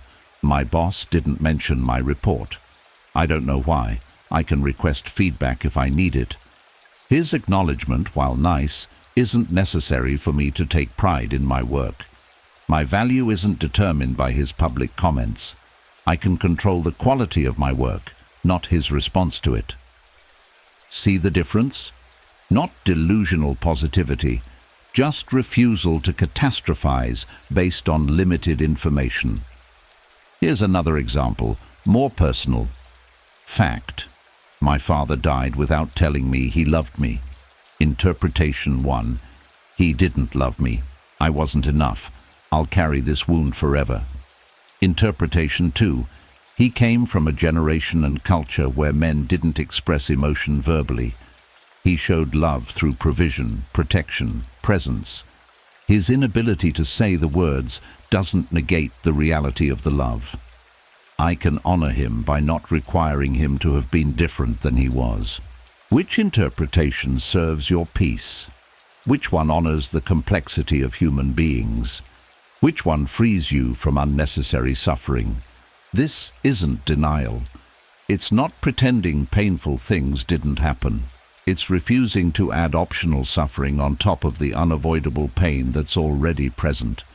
It's distinguishing between the arrow that hits you, unavoidable, and the arrows you shoot into yourself afterward, optional. The Stoics practiced this relentlessly. Marcus Aurelius, in his Meditations, constantly reframes potential frustrations. When you wake up in the morning, tell yourself, The people I deal with today will be meddling, ungrateful, arrogant, dishonest, jealous, and surly. Pessimistic, number, realistic. He's pre-framing, setting expectations, so he's not shocked by normal human behavior. Choose not to be harmed, and you won't feel harmed. Don't feel harmed, and you haven't been. He's reminding himself that harm to his character requires his cooperation. External events can't diminish virtue unless he responds without virtue. Everything is banal, fleeting, sordid, just as it was in the time of those we have buried. He's putting his troubles in cosmic perspective. Nothing is new. Nothing is permanent. Nothing is as important as it seems in the moment. This practice, this discipline of perception, requires brutal honesty. You must catch yourself in the act of interpretation. You must notice when you're adding unnecessary suffering. You must be willing to question stories that feel so true you've never questioned them. Most of us have cognitive distortions we're completely blind to. We always personalize, or catastrophize, or engage in black and white thinking, or mind reading. These distortions are invisible to us because they're our habitual lens. But they systematically create suffering where none is necessary. The practice is simple but not easy. When you feel anger, pause. Ask yourself, what interpretation am I making? Is it the only possible interpretation? Is it even probably true? What interpretation would a wise person make? What interpretation serves my peace while honoring reality? Do this consistently, and something remarkable happens. The gap between event and emotion widens. You start to notice you're choosing your experience, and once you see that, really see it, you can never fully unsee it. Perception is everything. Not because reality doesn't exist, but because your experience of reality is entirely mediated by perception. Two people can live the same life externally and have completely different internal experiences. The difference is the quality of their interpretations. The Stoics understood what neuroscience now confirms. You're not experiencing the world directly. You're experiencing your brain's model of the world, constructed from sensory input, filtered through beliefs, expectations, and past experiences. That model is editable, upgradable, trainable. You can learn to see more clearly, to interpret more wisely, to choose stories that serve your flourishing rather than your suffering. This is the Stoic mirror beginning to show you your power, the power to transform your experience by transforming your perception, not through delusion, through clarity, through seeing what's actually there and refusing to add what isn't, through distinguishing between the map and the territory, the interpretation and the fact, the story and the truth. Perception is everything, and perception is yours to shape. There's a concept so radical it seems impossible, so counterintuitive it feels like madness. Yet if you can embrace it, truly, deeply embrace it, it will end your anger more completely than any other practice. Amor fati, love of fate, not acceptance, not tolerance, not resignation, love. Passionate, wholehearted, unconditional love for everything that has happened, is happening, and will happen in your life. The phrase comes from Nietzsche, that wild prophet who declared God dead and man Superman, who celebrated power and will and becoming. Strange that such a Dionysian thinker would converge with the Stoics. But here, in Amor Fati, the existentialist and the Stoic find common ground. The ultimate freedom is to want what is, exactly as it is. Marcus Aurelius wrote, "A blazing fire makes flame and brightness out of everything that is thrown into it." Everything, not just the pleasant wood, not just the dry kindling, everything. Wet logs, trash, refuse. The fire transforms it all into warmth and light. This is what a wise person does with life. Every obstacle becomes fuel. Every setback becomes opportunity. Every hardship becomes teacher. But let's be honest, this sounds insane. Love your suffering? Love betrayal? Love loss? Love failure? How is that different from masochism? How is that not just another form of denial? It's not. Here's the distinction. Amor fati isn't claiming that bad things are actually good. It's not pretending suffering doesn't hurt. It's not cosmic optimism or spiritual bypass. It's something far more subtle and far more powerful. It's recognizing that what happened, happened. The past is immutable. The present is unfolding according to laws you don't control. And the future will arrive regardless of whether you accept it. So you have a choice. Resist reality and suffer, or embrace reality and transform. Consider this story, told in various forms across cultures for millennia. A farmer has one horse. It runs away. His neighbors gather. Such terrible luck.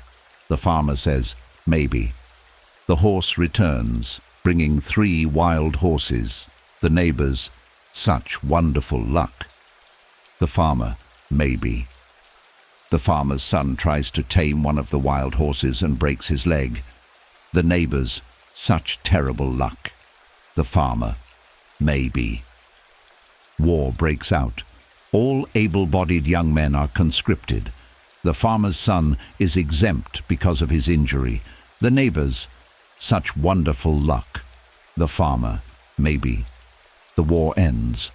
The returning soldiers are given land grants. The son, who didn't serve, receives nothing. The neighbors, such terrible luck. The farmer, maybe. The story continues infinitely because life continues. Good fortune, bad fortune, good, bad, endlessly cycling. But the farmer sees the pattern. He understands something profound. You don't know. You can't know. What seems like catastrophe might be salvation. What seems like blessing might be curse. The event is neutral. Only time and perspective reveal its meaning. And even then, the meaning is something you assign. So why not assign meaning that serves you? Why not interpret everything as somehow working for your ultimate benefit? This is amor fati. Not delusional thinking, but strategic interpretation. It's choosing to view your life as a curriculum custom designed for your growth. Every challenge is exactly the challenge you need at exactly the moment you need it. Every person who enters your life, even those who hurt you, is a teacher. Every loss creates space for something new. Every failure reveals a path you shouldn't have taken, saving you from greater failure down that road. You can't prove this perspective is true, but you can't prove it's false either. So the question becomes, which perspective serves your flourishing? Which one transforms you from victim to protagonist? Which one gives you power? The person who resists their fate, who spends their life wishing things were different, replaying old wounds, fantasizing about how it should have gone, that person is imprisoned by their own resistance. They're fighting a battle they've already lost. The past is gone. Reality is what it is. Their resistance changes nothing except their own peace.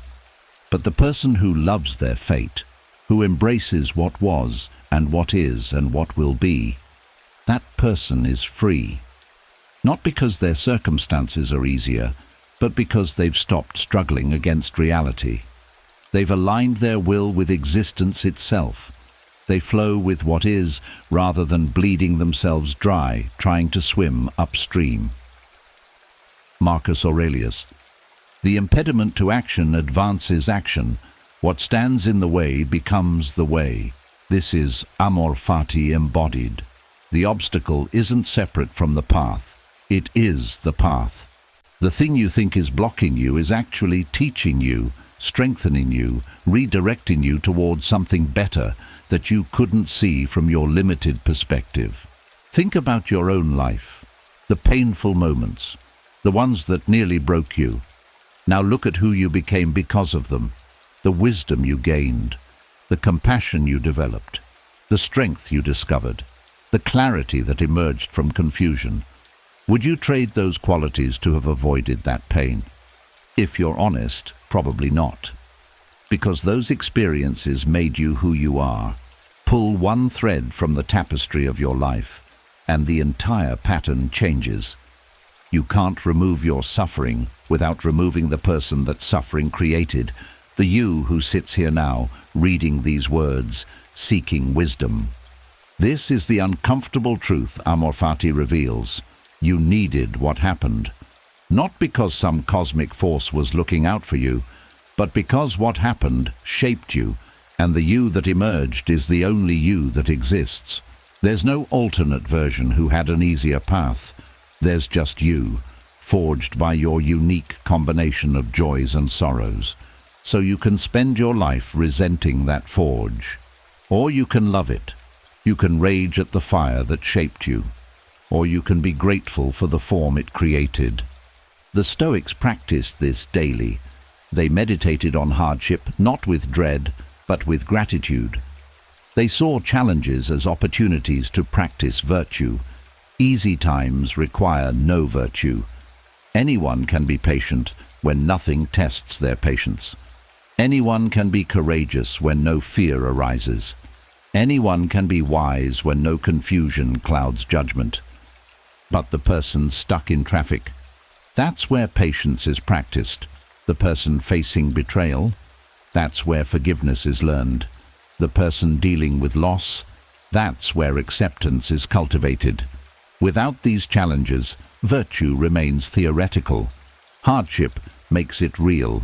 Seneca, facing exile, wrote that isolation taught him philosophy more deeply than any library could. Epictetus, crippled by torture, taught that his disability freed him from the vanity of physical perfection and forced him to develop his mind.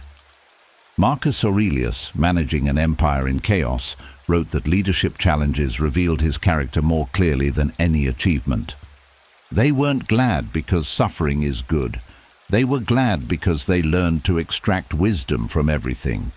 They developed the alchemical ability to transmute pain into growth, setback into setup, obstacle into opportunity. This is Amor Fati in practice. This happened. I cannot change that it happened, so I will find the gift in it. I will discover what it's teaching me. I will use it as fuel for my becoming. I will love it because it's part of my story, and my story is the only one I have.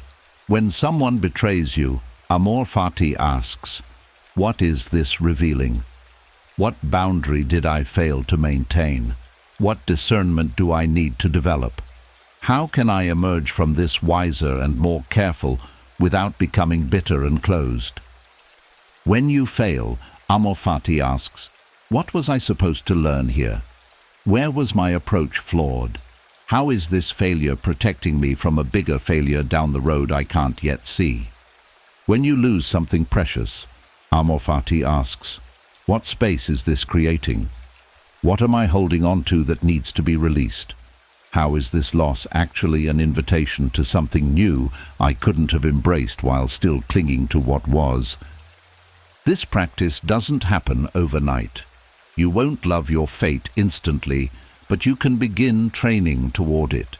You can start by accepting, then by finding meaning, then by feeling gratitude, and eventually genuinely loving it all, the dark and the light, the bitter and the sweet, the agony and the ecstasy, because it's yours. It's your life, the only one you get, and every moment of it, even the moments that hurt, is precious because it's finite. Nietzsche wrote, my formula for greatness in a human being is amor fati, that one wants nothing to be different, not forward, not backward, not in all eternity. This is freedom. This is power. This is the end of anger, because how can you be angry at a life you've learned to love? How can you rage at circumstances you've embraced as teachers? How can you resist reality when you've fallen in love with it exactly as it is? Amor fati, love your fate, all of it, especially the parts that hurt, because those are the parts that made you wise. Every moment of your waking life, thoughts arise. Automatically, unbidden, thousands per day. Most of them you don't choose. They emerge from your unconscious, shaped by evolution, conditioning, chemistry, and a million factors beyond your awareness. But here's what changes everything. You don't have to believe them. This is the discipline of assent, the Stoic practice that transforms philosophy from theory into lived freedom. It's the recognition that there's a gap between a thought appearing and you endorsing that thought as true. And in that gap lives your sovereignty. The Stoics called it assent, the act of agreeing with, believing in, and acting upon a mental impression. An impression arises, that person disrespected me. That's automatic, unavoidable. Your brain's pattern-matching machinery doing what it does. But then comes the crucial moment. Do you assent? Do you say, yes, that's true and important? Or do you examine the impression and perhaps let it pass? That's one interpretation, but I don't know their intentions. Everything flows from that choice. Epictetus taught this systematically. He'd present scenarios. Someone insults you. Then he'd slow down the process. What actually happened? Sounds emerged from their mouth. Your ears detected pressure waves. Your brain interpreted those sounds as language, that language as insult, that insult as important. At each step you made a choice. At each step you could have chosen differently. But I was insulted, the student protests. That's objective fact. No, Epictetus would reply. Sounds were made. Everything else is interpretation requiring your assent. A wise person would interpret differently. Someone spoke words revealing their character. I can respond with virtue, demonstrating mine. See? Same event, different assent, completely different outcome. This isn't semantic game playing. This is the mechanics of emotional freedom. Marcus Aurelius practiced this constantly. His meditations are essentially a record of him catching automatic thoughts and choosing whether to endorse them. You have power over your mind, not outside events. Realize this, and you will find strength. This is reminding himself that assent is his choice. Choose not to be harmed, and you won't feel harmed. This is refusing to assent to the interpretation, I've been harmed in a way that matters. Everything is banal, fleeting, sordid. This is preempting assent to thoughts that give temporary troubles lasting importance. Every entry is metacognition, thinking about thinking, observing his own mental processes, standing above the stream of consciousness and choosing which currents to follow and which to let flow past. Modern psychology has rediscovered this. Cognitive behavioral therapy is built on the recognition that thoughts aren't facts. They're mental events you can examine, question, and choose whether to believe. Mindfulness practices call it diffusion, creating space between yourself and your thoughts, recognizing you are not your thoughts, you are the awareness observing them. Same principle the Stoics practiced 2,000 years ago. Different terminology, identical insight. Here's how it works in practice. A thought arises. My coworker deliberately undermined me in that meeting. Automatic response. No discipline. Anger surges. You replay the meeting, gathering evidence, building your case. You complain to others. You plot retaliation. You carry resentment for days, poisoning your peace and your work relationships. Disciplined response. You notice the thought. I'm having the thought that I was deliberately undermined. Let me examine this. What evidence do I actually have for deliberately? Could there be other explanations? They might have been trying to clarify, not criticize. They might not have realized how their question sounded. They might be socially awkward. I don't have access to their intentions, only my interpretation. Do I want to assent to the interpretation that maximizes my suffering? Or can I hold this more lightly? See the difference? You're not suppressing the thought. You're not denying what happened. You're simply refusing to automatically believe the most anger-generating interpretation. You're examining before assenting. The Stoics trained this discipline through specific practices. Morning preparation. Before the day begins, mentally rehearse potential frustrations. Visualize responding with virtue rather than reaction. You're preloading wise responses so you're not caught off guard. Marcus Aurelius, when you wake up, tell yourself, the people I deal with today will be meddling, ungrateful, arrogant. He's not being pessimistic. He's preventing surprise, because surprise amplifies automatic reactions. Evening review. Before sleep, examine your day. Where did you assent unwisely? Where did you catch yourself? Not with judgment, with curiosity. Seneca did this nightly. What bad habit have I cured today? What fault have I resisted? In what respect am I better?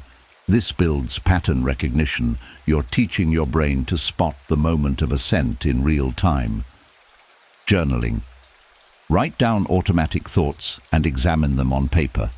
I thought, my partner doesn't care about me because they forgot our anniversary. Evidence for, they forgot. Evidence against, they've been under massive stress. They show care in dozens of other ways. Memory isn't love. One oversight doesn't negate years of devotion. Balanced thought, they forgot a date during a stressful period. This says more about their bandwidth than their feelings. I can communicate my hurt without making this evidence of my unworthiness. Suddenly the thought loses its power because you've seen it clearly. The pause. In the moment when anger arises, create space, breathe, count to 6. The purpose isn't the breath or the counting, it's interrupting automatic assent. You're giving your prefrontal cortex time to come back online, to examine rather than react. Seneca. The greatest remedy for anger is delay. This discipline becomes progressively more subtle with practice. At first you catch yourself hours later. Oh, I assented to anger back there when I could have chosen differently. That's progress. You're building awareness. Then you catch yourself minutes later. Wait, why am I still stewing about this? More progress. You're shortening the feedback loop. Eventually, you catch yourself in real time. The thought arises, you see it clearly, and you choose whether to endorse it before the emotion fully activates. This is mastery. This is freedom. But here's the nuance. The goal isn't to never feel anger. It's to never be controlled by anger. Sometimes anger is appropriate. Sometimes you need its energy to set boundaries, fight injustice, protect what matters. But appropriate anger comes from conscious choice, not automatic reaction. It's clean, directed, proportional, and releases when the situation is addressed. The difference is assent. Conscious anger. I'm choosing to be firm here because this boundary must be defended, and I'll return to peace when it's handled. Unconscious anger. I can't help being angry. They made me angry. I'm justified in staying angry. One is sovereign. One is enslaved. The discipline of assent also applies to your identity stories. You might have the thought, I'm an angry person. I have a temper. It's just who I am.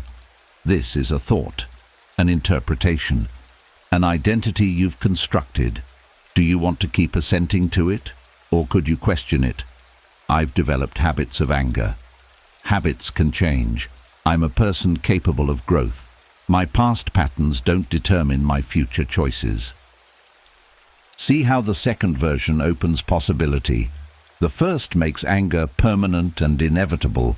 The second makes it optional and changeable. Which serves your freedom? Which deserves your assent? There's a Buddhist teaching that complements this perfectly. Pain is inevitable. Suffering is optional. You can't control the initial thought or feeling. That's pain. That's the first arrow. But you can control whether you shoot second arrows into yourself through rumination, catastrophizing, identification. That's suffering. That's optional.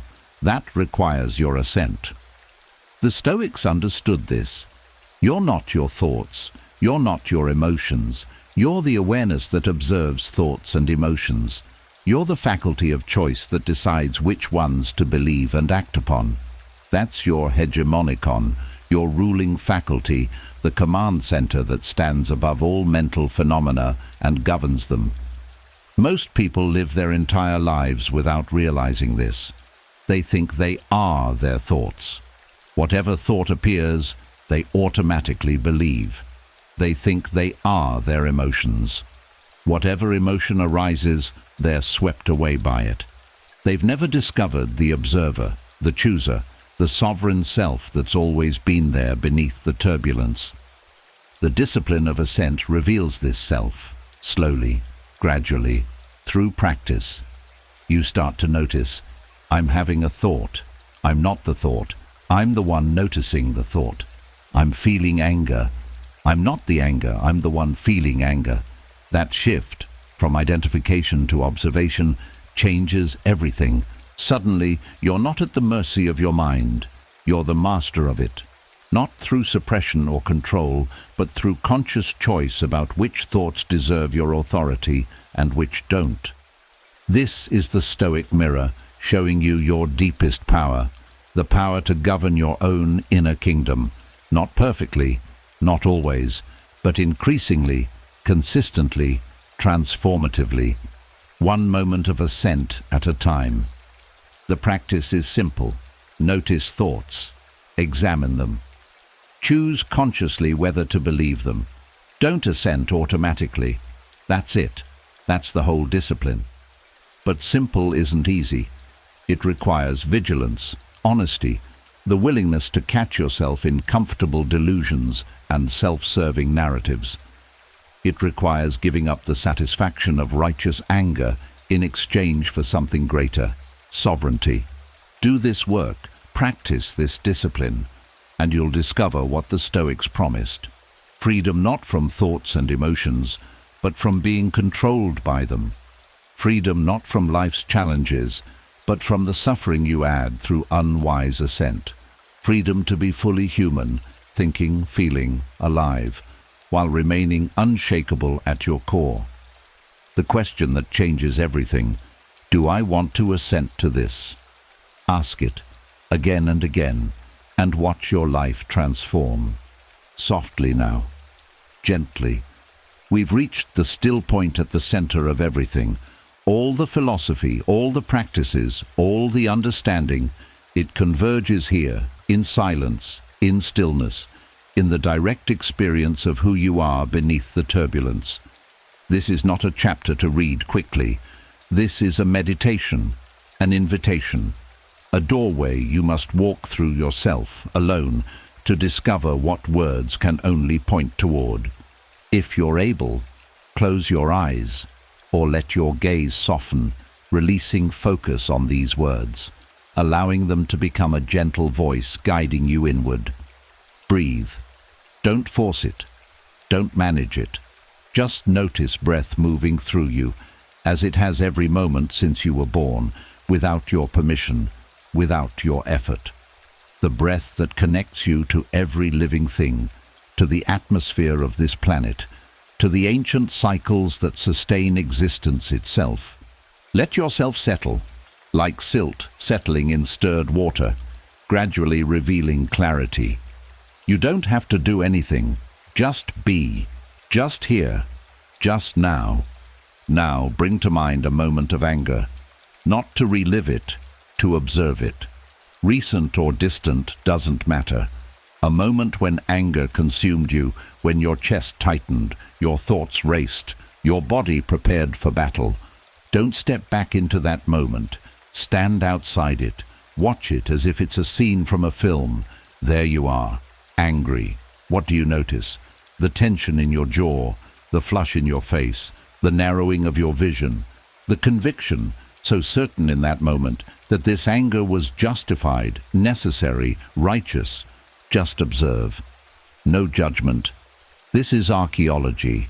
You're examining an artifact of your own consciousness with curiosity and compassion. Now slowly, gently zoom out. See that moment in the context of your day. All those hours and anger occupied maybe minutes. Zoom out further. See it in your week, your month, your year. That moment you gave so much power to. Can you even find it from this altitude? Zoom out again. Your entire life spreads before you like a landscape. All the years you've lived. All the moments of joy and pain, connection and loneliness, triumph and defeat. That moment of anger, it's there, somewhere, one pixel in an infinite mosaic. From here, what significance does it have? And now, zoom out to the very edge of perspective. See yourself from the view of the cosmos, a brief spark of consciousness on a small world circling an ordinary star in one of billions of galaxies. Your anger, from this vantage point, what is it? A momentary fluctuation in the electromagnetic activity of 3 pounds of matter. Real, yes. But ultimate? Permanent? Worth sacrificing your peace for? Feel the vastness. Not to diminish yourself, but to locate yourself in truth.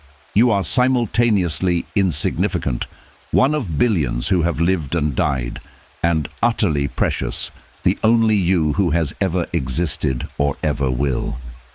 Now bring your awareness back through the layers, back to your life, your year, your day, that moment of anger. But bring with you the perspective you just gained, the spaciousness, the recognition that this too shall pass, that your anger is not who you are. It's something you experienced briefly in the infinite flow of moments. Let yourself arrive fully in this present moment, right now. Not the past you were remembering, not the future you're anticipating. This moment, the only moment that actually exists. Are you angry right now? Or is anger a memory, a ghost, a story you keep telling that gives it life beyond its natural lifespan? In this moment, right now, are you safe? Are you breathing? Are you aware? Then in this moment, you are whole, you are complete, you are free. The Stoics taught that peace is always available, not eventually, not when circumstances align, now. Because peace is not built from favorable conditions. It's revealed when you stop disturbing yourself with resistance, judgment, and the demand that reality be different than it is. Imagine your mind as still water. When calm, it reflects reality perfectly. The sky, the trees, the world, all mirrored with pristine clarity. But throw a stone, a thought, a judgment, an interpretation, and ripples spread across the surface. The reflection distorts. You can't see clearly. The water hasn't changed in substance. It's still water, but agitated it loses its capacity to reflect truth. Your anger is like that. Ripples, disturbance. Not the water itself, but turbulence passing through the water. And what creates the ripples? The stones you throw, the thoughts you assent to, the stories you tell, the resistance you maintain. Here's the profound recognition. You are not the ripples. You are the water. The disturbances come and go, anger, fear, sadness, joy, but beneath all of them, you remain. Your essential nature, your capacity for awareness, for choice, for virtue, unchanging, unshakable, untouchable by any emotional weather. Anger arises, passes away, but you, the awareness observing anger, are permanent. The Stoics called this your hegemonikon, your ruling faculty, the part of you that stands above all thoughts and feelings and governs them. Rest in this recognition. You are not your anger. You are not your thoughts. You are not your emotions. You are the space in which they appear, the sky in which clouds form and dissolve, the ocean in which waves rise and fall. And just as the sky is never harmed by storms and the ocean is never diminished by waves, you, in your essence, cannot be harmed by anger or any other passing state. This is not dissociation, not detachment. This is integration. This is seeing the full truth of what you are. Yes, you experience anger, but you are not reducible to that experience. You are the one who is aware of experiencing anger, and that awareness is free, has always been free, will always be free. Now, in your mind's eye, imagine standing before a mirror, not an ordinary mirror reflecting your physical form. This is the mirror of the mind, the Stoic mirror, the mirror that shows your essential nature. What do you see? You see someone who has been hurt and has survived, someone who has struggled and has learned, someone who has made mistakes and has grown, someone who has been angry, many times perhaps, and who is learning to transform that anger into wisdom. You see someone who is not perfect, who never will be perfect, but who is committed to the path, to becoming a little wiser, a little more patient, a little more peaceful each day, not through suppression or denial, but through understanding and choice. You see someone powerful, not the false power of control over circumstances or other people, but the true power of sovereignty over your own mind, your own interpretations, your own responses, the power that no one can take from you, the power that no circumstance can diminish. And you see, reflected back at you, peace, not the fragile peace of a life without challenges, that doesn't exist, but the deep, enduring peace of a mind that has learned to meet challenges with wisdom rather than reaction. The peace that comes from alignment with reality rather than war against it. This peace is not something you need to create or achieve. It's what remains when you stop disturbing yourself. It's your natural state. It's been there all along, obscured by the clouds of judgment, the fog of interpretation, the storms of automatic reaction. Feel it now, beneath the thoughts, beneath the emotions, beneath all the turbulence. There is stillness, quiet, peace, not dead peace, alive peace, not empty peace, full peace, the peace that the Stoics knew, that Marcus Aurelius touched in his tent between battles, that Epictetus maintained despite slavery and torture, that Seneca found even facing death. This peace is not special, it's not mystical, it's not reserved for philosophers, it's your birthright as a conscious being. It's the ground of your existence, and you can return to it any time, in traffic, in conflict, in disappointment, in any moment when anger threatens. Just remember, look into the mirror. See yourself clearly. Recognize that you are not the anger. You are the awareness. You are the space. You are the peace that was there before anger arose, and will be there after it passes. The Stoics called this apatheia, freedom from pathological passion, not the absence of feeling, the presence of equanimity, the ability to feel deeply without being controlled by what you feel, to be fully alive to every emotion while remaining anchored in wisdom. This is what the mirror shows you.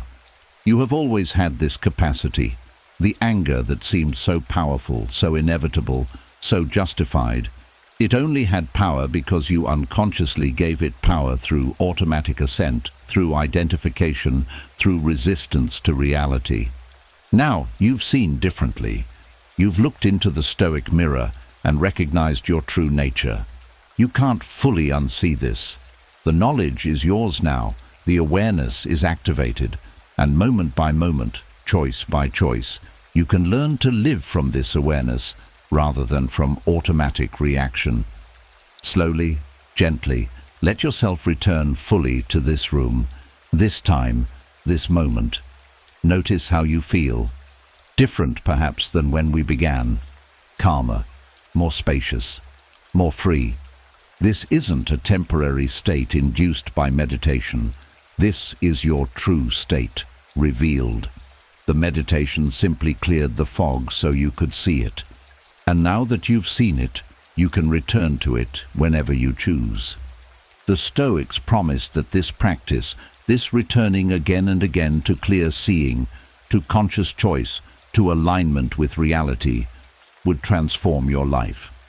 Not instantly, not magically, but steadily, surely, inevitably, because once you truly understand that peace is your birthright, that freedom is your nature, that you have the power to choose your response to anything, everything changes.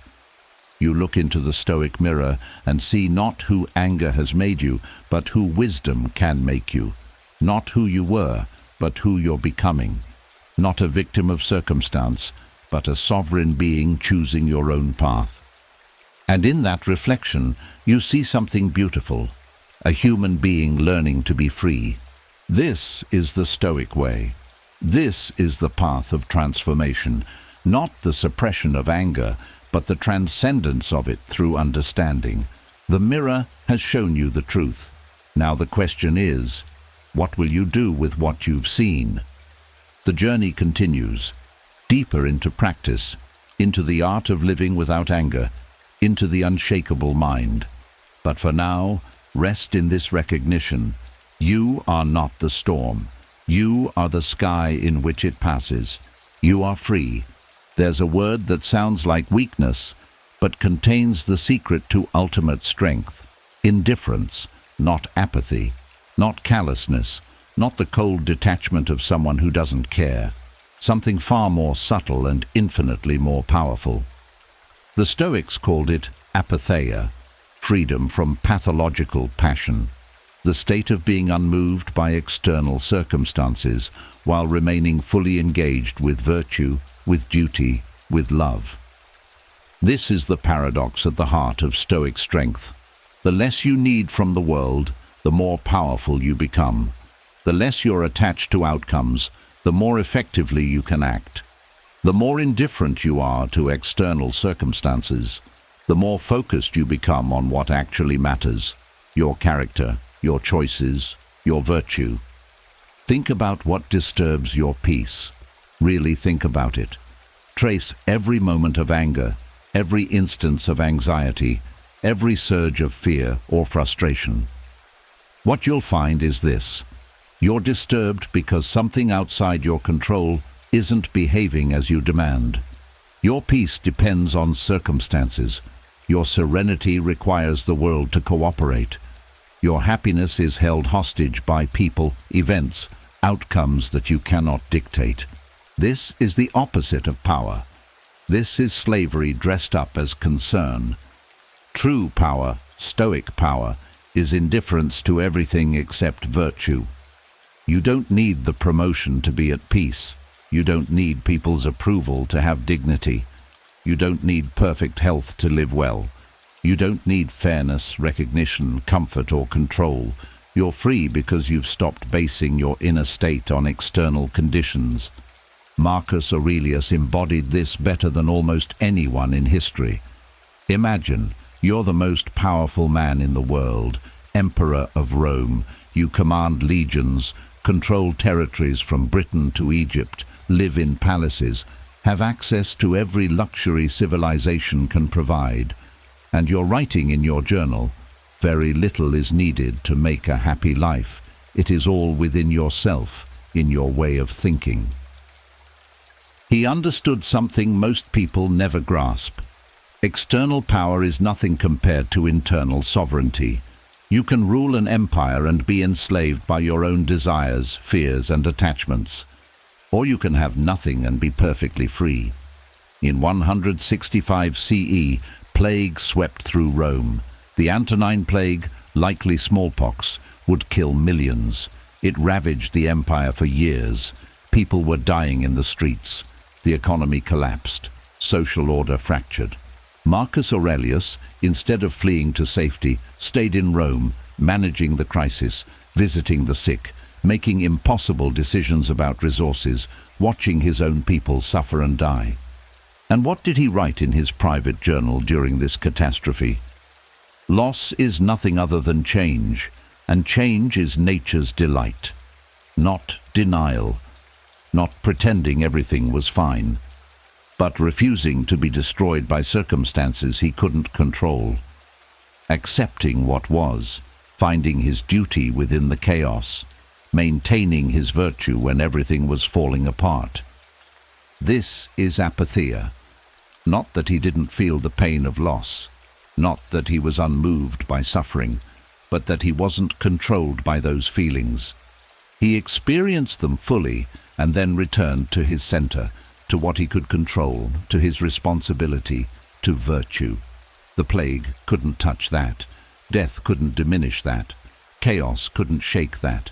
He wrote, "You have power over your mind, not outside events. Realize this, and you will find strength during a plague, during a war, during the collapse of everything familiar." He found strength not despite these circumstances, but through his relationship with them, through indifference to outcomes and attachment to virtue. This is what the Stoics mean by the indifferent. Not that nothing matters, but that external things, health, wealth, reputation, comfort, even life itself, are neither good nor bad in themselves. They're preferred, certainly, but they're not necessary for your flourishing. They're not determinative of your character. They're material conditions that come and go, while virtue, your character, remains the only true good. The power in this is immense. Once you're genuinely indifferent to external outcomes, you become uncancelable. No threat works.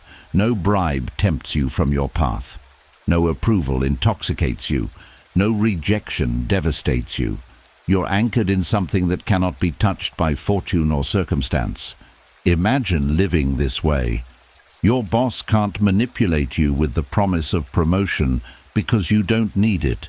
Your critics can't wound you because their opinion doesn't define your worth.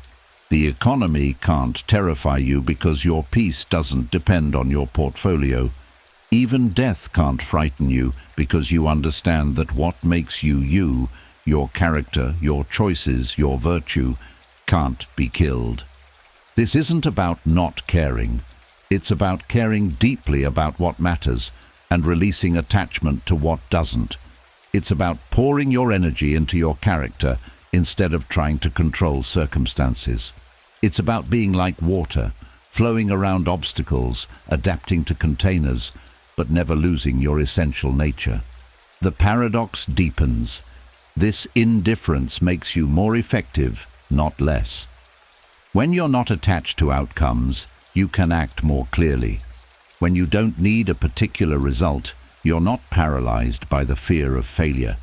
When your peace doesn't depend on success, you're free to attempt the difficult, the uncertain, the risky. Athletes call this being in the zone. Psychologists call it flow. The Stoics called it apatheia.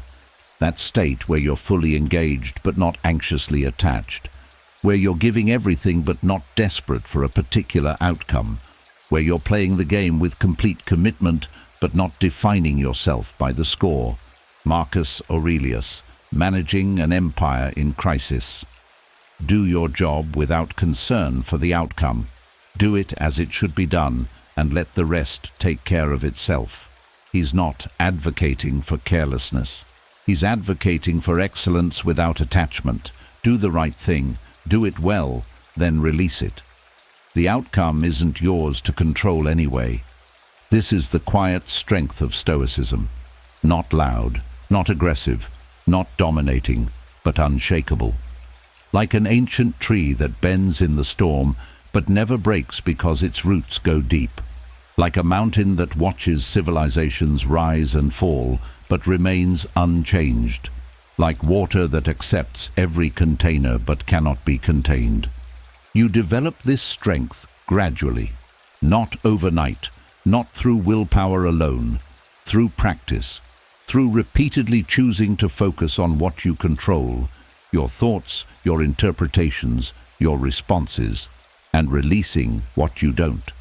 Through catching yourself when you're making your peace conditional on circumstances and returning to the unconditional ground of virtue. Each time you choose this, you become a little more powerful, a little more free, a little more unshakable, not because circumstances are easier, but because they have less and less power over your inner state. The world will still be chaotic. People will still be difficult. Loss will still hurt. But you'll meet it all differently, not with resistance and anger, not with desperate attempts to control, but with the quiet strength of someone who knows that the only thing that truly matters, their character, is the only thing that's truly theirs. This is the Stoic promise. Become indifferent to everything except virtue, and you become more powerful than any emperor, not power over others, not power over circumstances, but power over yourself. And that's the only power that's real, that lasts, that no one can take from you. Apatheia, freedom from pathological passion, the strength that comes from needing nothing external, the peace that survives every storm, the unshakable mind. This is what's possible. This is what's waiting for you on the other side of attachment, beyond the desperate need to control, past the anger at reality for not conforming to your will. Indifference. And in that indifference, a power greater than anything the world can give or take away. Here's where people get Stoicism wrong. They hear indifference and detachment, and imagine cold philosophers in marble towers, unmoved by suffering, isolated from humanity. They think Stoicism means becoming an emotionless robot, sacrificing warmth for wisdom, trading compassion for composure. Nothing could be further from the truth. The Stoics were among the most compassionate people in history. They argued for the equality of all humans, radical in a slave society. They advocated for humane treatment of prisoners, respect for enemies, mercy for the condemned. Marcus Aurelius spent his reign trying to improve the lives of ordinary Romans. Seneca wrote beautiful letters about friendship, loss, and love. Epictetus taught that every human being is your brother, part of the same cosmic family. But their compassion was different.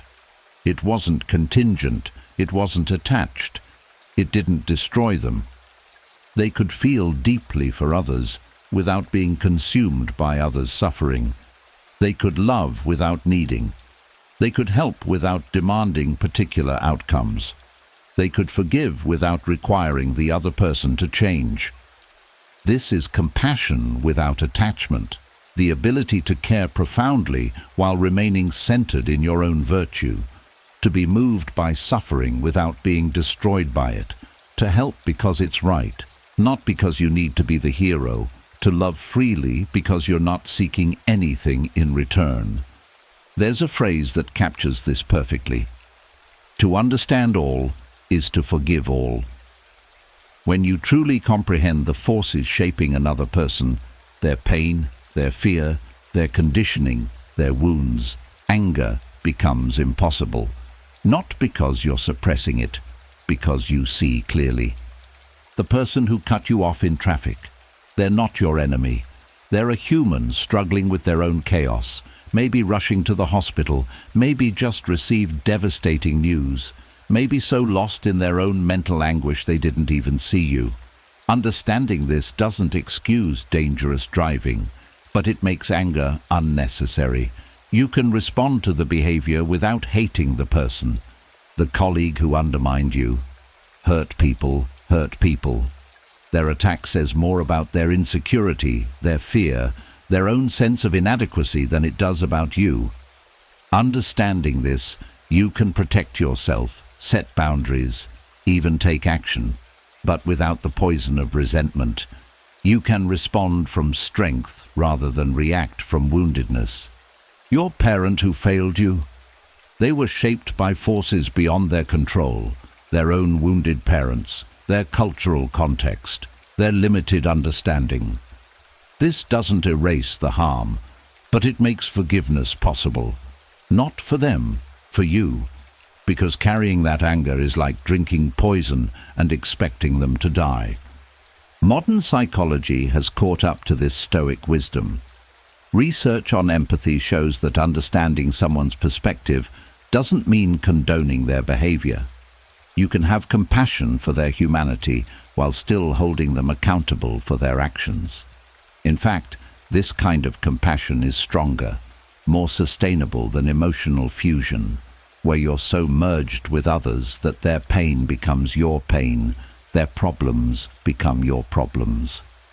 The Stoics called this oikeiosis, the recognition that all humans are part of one family, interconnected, equally worthy of dignity and respect. This wasn't just philosophy, it shaped how they lived. Marcus Aurelius would remind himself daily, "When you wake up, remember that you are part of a larger whole. Whatever happens to any part happens to the whole. So when someone wrongs you, they're actually wronging themselves and the cosmic family we all belong to." Let me tell you a story. It comes from World War I, from the trenches where young men killed each other over strips of mud, where the worst of humanity manifested daily. A British soldier, barely 20, finds himself in hand-to-hand combat with a German soldier of similar age. They struggle. The British soldier's weapon strikes true. The German falls mortally wounded. As the British soldier stands over him, something shifts. The German boy, because that's what he is, a boy, looks up with eyes full of fear and pain. Not anger, not hatred, just terror at the approaching darkness. The British soldier kneels. He could leave. He should leave. The battle continues around them, but he stays. He holds the dying boy's hand. He can't speak German. The boy can't speak English, but he stays. Minutes pass. The boy's breathing slows. His grip weakens, and in his final moments, he squeezes the British soldier's hand. Gratitude, perhaps, for not dying alone. The British soldier survives the war, returns home, but he's changed. He tells this story decades later, tears still in his eyes. "I killed my enemy, and then I loved him, and I've spent my life trying to understand how both can be true." This is Stoic compassion, not naive, not weak, not pretending that conflict doesn't exist or that difficult actions aren't sometimes necessary, but maintaining humanity in the midst of it all, seeing the person behind the enemy, recognizing shared humanity even in the worst circumstances. Understanding all is forgiving all, not because everything is acceptable, but because understanding reveals that people are doing the best they can with the awareness, tools, and circumstances they have. This doesn't excuse harm, but it makes holding on to anger unnecessary. It transforms how you relate to those who've hurt you. Your anger at them was never about them. It was about you, your wound, your expectation, your interpretation of what their behavior meant about you. When you understand that, when you see clearly that they're just another struggling human acting from their own limitations, the anger dissolves, not through effort, through insight. This is equanimity, the psychological term for emotional steadiness, the ability to meet all experiences, pleasant and unpleasant, fair and unfair, gentle and harsh, with the same composed presence. It's not cold indifference, it's warm acceptance. It's loving the world as it is, humans as they are, including all the messy, broken, beautiful complexity. The Stoics weren't detached from emotion. They were detached from the need to control emotion. They felt deeply, love, grief, joy, sadness, but they weren't controlled by those feelings. They could weep at a funeral and still accept death as natural. They could love someone completely without needing that person to be different. They could fight for justice without hating those who perpetuate injustice. This is the paradox. When you stop needing people to change, you become more effective at helping them change.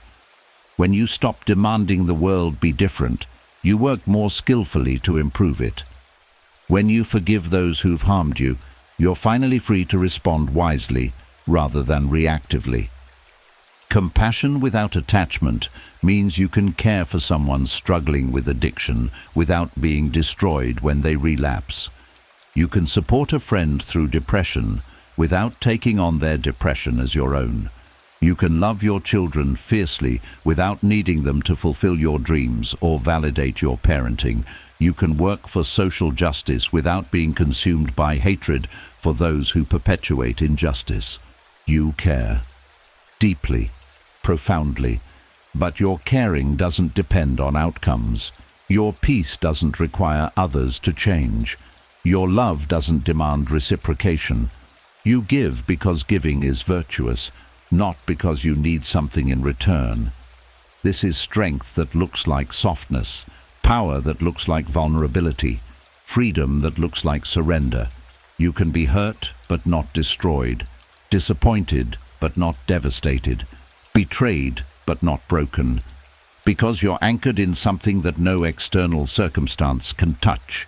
The British soldier holding his dying enemy's hand, that's not weakness.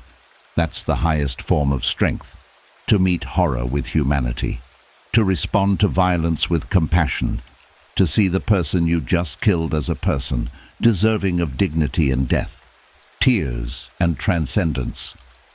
They're not opposites, they're partners. You can cry and still be at peace. You can feel and still be free. You can love completely and still be unshakable. This is what the Stoics understood that so many miss. Compassion isn't attachment. Love isn't need. Caring isn't control. You can hold it all, the pain of the world, the suffering of those you love, the injustice you witness, without being consumed by it. Not because you're numb, because you're wise. Not because you don't care. Because you care in a way that's sustainable, that doesn't destroy you, that actually allows you to help. This is compassion without attachment. This is love without fear. This is the unshakable mind meeting the broken world with an open heart, clear eyes, and hands ready to help. Not because help is guaranteed to work, but because helping is right. And in that space, between feeling everything and being destroyed by nothing, you discover a way of being that's both fully human and utterly free. Let's bring this home. Let's take ancient wisdom and apply it to the texture of your actual life. Because philosophy that doesn't work on a Tuesday morning in traffic isn't philosophy, it's decoration. You're sitting in your car. The highway is a parking lot. You're going to be late. Again. The meeting is important. Your boss is already skeptical of your commitment. Your mind starts racing. This is unacceptable.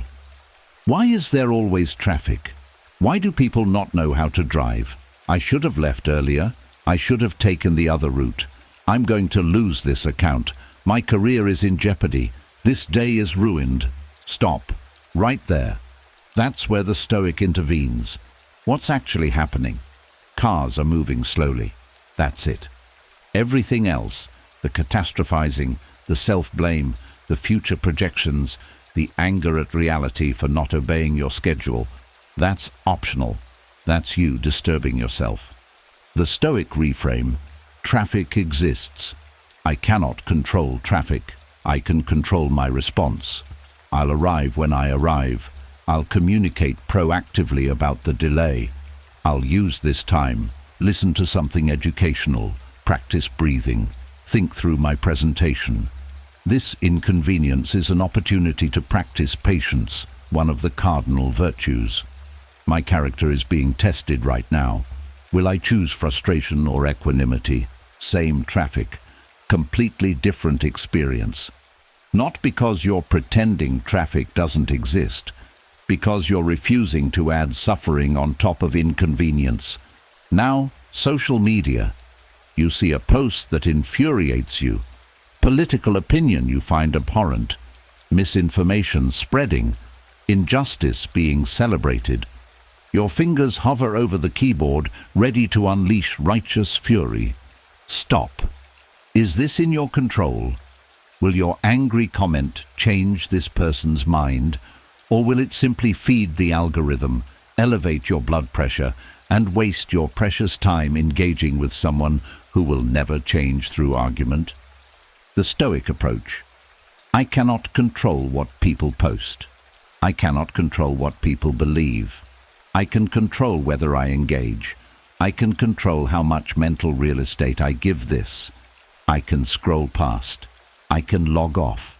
I can channel my energy into actual change, volunteering, donating, voting, having real conversations with people in my life, rather than performing outrage for an audience that doesn't care. Suddenly you're free, not indifferent to injustice, but wise about where you spend your finite energy. Parenting. Your teenager just told you they hate you, slammed the door, called you unfair. Every parenting decision you've made for 16 years feels like a failure in this moment. The Stoic parent pauses. My child is testing boundaries. They're developing independence, which requires pushing against authority. This is developmentally normal and even healthy. Their anger right now doesn't negate their love. My worth as a parent isn't determined by whether they like my decisions. My job is to be wise and consistent, not to be liked. This moment is uncomfortable, but it's not a catastrophe. I can remain calm, hold the boundary, and trust that our relationship will survive this, maybe even strengthen from it. Same conflict. But now you're responding from wisdom instead of reacting from hurt ego. You're modeling the emotional regulation you're trying to teach. You're being the parent they need, not the one they want in this moment. Loss. Someone you love has died. The grief is overwhelming. The world feels empty. People offer platitudes that mean nothing. You're angry at death, at life, at yourself for every moment you didn't fully appreciate them. The Stoic doesn't suppress this grief, but they transform their relationship with it. This pain is love persisting. I grieve because I loved deeply. That's beautiful, not weak. Death was always coming, for them, for me, for everyone. I cannot change that, but I can honor their life by living mine well. I can transform this grief into gratitude for the time we had. I can let their death remind me that everyone I love is temporary, so I can love them more fully while they're here. I can carry their memory without letting the loss destroy me. This isn't bypassing grief, it's metabolizing it, feeling it fully while refusing to let it become your identity, your permanent state, your excuse to stop living. These are the moments where Stoicism becomes real. Not in philosophical discourse, but in the mundane, difficult, ordinary moments that comprise most of life. The Stoic techniques aren't complicated. Journaling. Every evening review your day. Where did you respond with virtue? Where did you react from ego? What will you practice tomorrow? Marcus Aurelius did this nightly, and his journal became Meditations, one of history's great books. Your journal might never be published. Do it anyway. It's not for posterity, it's for clarity. Reframing. Catch negative interpretations. Ask, is this true? Is it helpful? What would wisdom say here? Write down your automatic thought, then deliberately generate alternatives. This trains your brain to see options instead of assuming your first interpretation is reality. Gratitude. Before sleep, name 3 things you're grateful for, not abstractly, specifically. The Stoics practiced this constantly: gratitude for breath, for awareness, for the ability to choose virtue even when circumstances are difficult. Gratitude doesn't deny hardship, it puts it in context.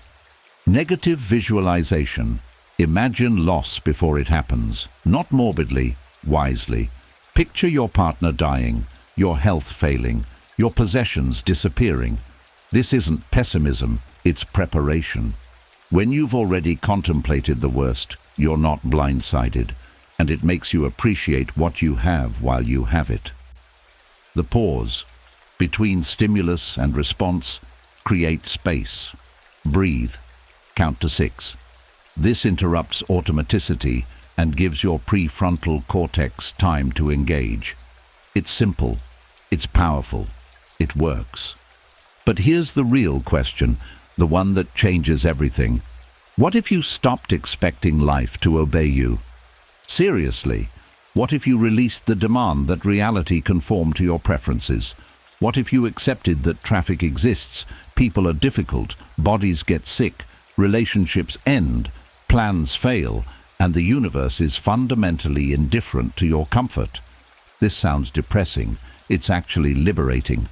Because once you stop demanding the impossible, a life without friction, you can focus on what's possible, developing a character that can handle friction with grace. You're not owed easy. You're not guaranteed fair. You're not promised comfortable. But you are given the capacity to choose your response to whatever arrives. That capacity is enough, more than enough. It's everything. The modern Stoic isn't someone who has no problems. It's someone who's changed their relationship with problems, who sees obstacles as opportunities, who greets difficulty as a teacher, who responds to chaos with equanimity, who lives virtuously regardless of circumstances. You can be this person, not perfectly, not all the time, but increasingly, consistently, transformatively, one moment at a time, one choice at a time, one reframe at a time. The ancient philosophy meets your modern life. The timeless wisdom applies to temporary problems. The Stoic way works, not because it makes life easy, but because it makes you capable of handling life's inevitable difficulty without losing yourself in the process. This is practical transcendence. This is wisdom you can use today, right now. In the next difficult moment that arises, and it will arise, you can choose differently. You can be the modern Stoic, living ancient truth in contemporary chaos. The only question is, will you? There's only ever been one moment, this one, right now. Every other moment you've experienced was also this moment, the eternal now, constantly renewing itself, never truly passing because it's all there is. The past? Its memory held in this present moment. The future? Its imagination occurring in this present moment. Only now exists, has ever existed, will ever exist. And when you truly understand this, not intellectually but experientially, everything changes. This is where Stoicism and existentialism converge into something beyond philosophy, where ancient wisdom meets modern insight and produces not theory, but direct experience of freedom, where the conceptual becomes the lived. The Stoics knew this. Marcus Aurelius wrote, "Confine yourself to the present, not as advice, but as observation." The present is the only place you can confine yourself, because it's the only place that exists. Every moment of suffering happens when you leave the present, dwelling in the unchangeable past or anxiously projecting into the unknowable future. The existentialists knew this too. Kierkegaard spoke of the instant as the meeting place of time and eternity. Heidegger wrote about being in the world as fundamentally temporal, about authentic existence as embracing your finitude. Sartre saw freedom as the burden of creating meaning in each present moment. Same truth, different words.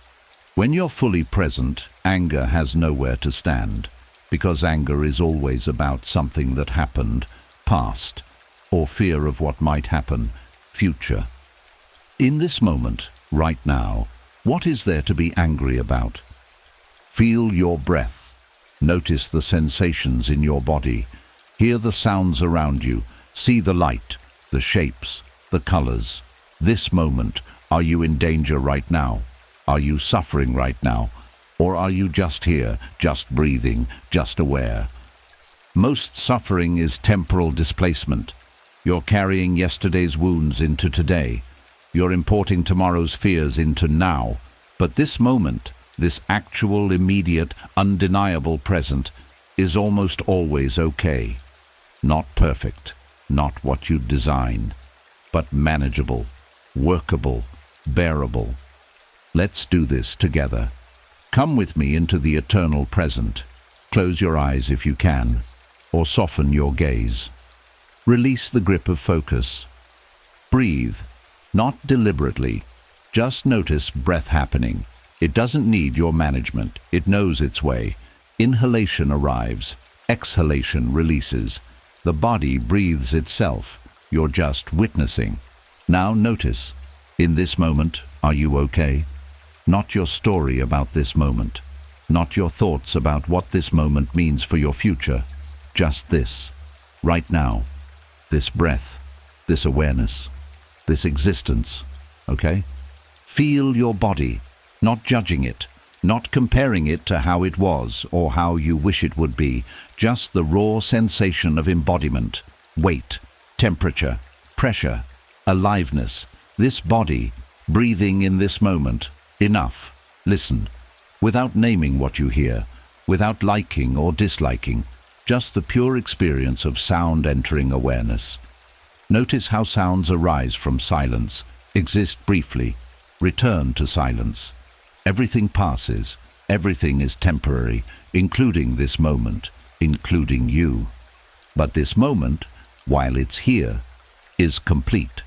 Not lacking, not insufficient, complete. You don't need it to be different for you to be okay. You don't need to add anything or remove anything. It is what it is. And so are you. The Stoics taught acceptance. The existentialists taught radical freedom. Together they point to this. In the present moment, you're free because there's nothing to resist. What is, is. You can work with it or against it, but you cannot change that it is. And when you stop fighting what is, when you accept the present fully, you discover the peace that's always been here, beneath the turbulence. This doesn't mean passivity. The Stoics were men and women of action. Marcus Aurelius governed an empire. Epictetus taught students. Seneca advised emperors. But their actions came from presence, not from anxiety about the future or resentment about the past. They acted from clarity, from virtue, from alignment with the eternal present. When you're truly here, your actions change quality. You're not desperate, not clinging, not driven by fear or anger or the need to prove yourself. You're simply responding to what is with what's appropriate. Wisdom in action, virtue in motion, being in the world but not consumed by it. The eternal present is where meaning lives, not in grand narratives about your life's purpose, not in distant goals or past achievements. Here, now, in this breath, this choice, this moment of attention or compassion or courage. This is where you create meaning through being and doing what's right, right now. Viktor Frankl, surviving Auschwitz, discovered this. When the past was unbearable and the future unimaginable, he found meaning in the present moment, choosing how to carry himself, how to treat others, how to maintain his humanity in conditions designed to destroy it. He couldn't control his circumstances. He could control his response in each present moment. And in that space, between stimulus and response, he found freedom, purpose, meaning. This is the Stoic existential synthesis. Life has no inherent meaning. You create meaning through your choices, and those choices only happen in the present. So if you're not present, you're not living. You're existing in memory and fantasy, but you're not here. And here is the only place where life actually occurs. Return to this moment. Again. Always. When you notice you've left, and you will leave, constantly, habitually, just return. Without judgment, without frustration, simply return. This is the practice. This is the whole practice. Return to now. Your mind will tell you stories about the past. If only I had. I should have. Why didn't I? These are thoughts occurring now. Observe them. Return to now. Your mind will spin scenarios about the future. What if? I need to. but when. These are thoughts occurring now. Notice them. Return to now. The eternal present is always available. It never leaves. You're the one who leaves, into memory, into fantasy, into abstraction. The present patiently waits for your return. Every moment a fresh invitation. Be here, now. When you're present, virtue becomes natural. You're not thinking about being patient. You're just present with what is, and patience arises. You're not trying to be courageous. You're just responding to what's here, and appropriate action emerges. You're not forcing compassion. You're just seeing clearly, and care flows naturally. The unshakable mind is the present mind, because what can shake you when you're not carrying the weight of past and future? What can disturb you when you're simply here, meeting reality directly, without the distorting lens of fear or desire? This is the promise of all wisdom traditions, the peace beyond understanding, the freedom beyond circumstance, the love beyond need. It's not somewhere else. It's not in the future, after you've finally gotten your life together. It's here, it's now, it's always been now, and now is always enough. Slowly, gently, return your attention outward. To this page, these words, this moment of reading. Notice how you feel, different perhaps than moments ago, clearer, more settled, more here. This is your natural state, not the turbulence, the peace, not the resistance, the acceptance, not the anxiety about past and future, the simple presence in what is. The eternal present welcomes you, always, in every moment. Return to it as often as you need, 1,000 times a day if necessary.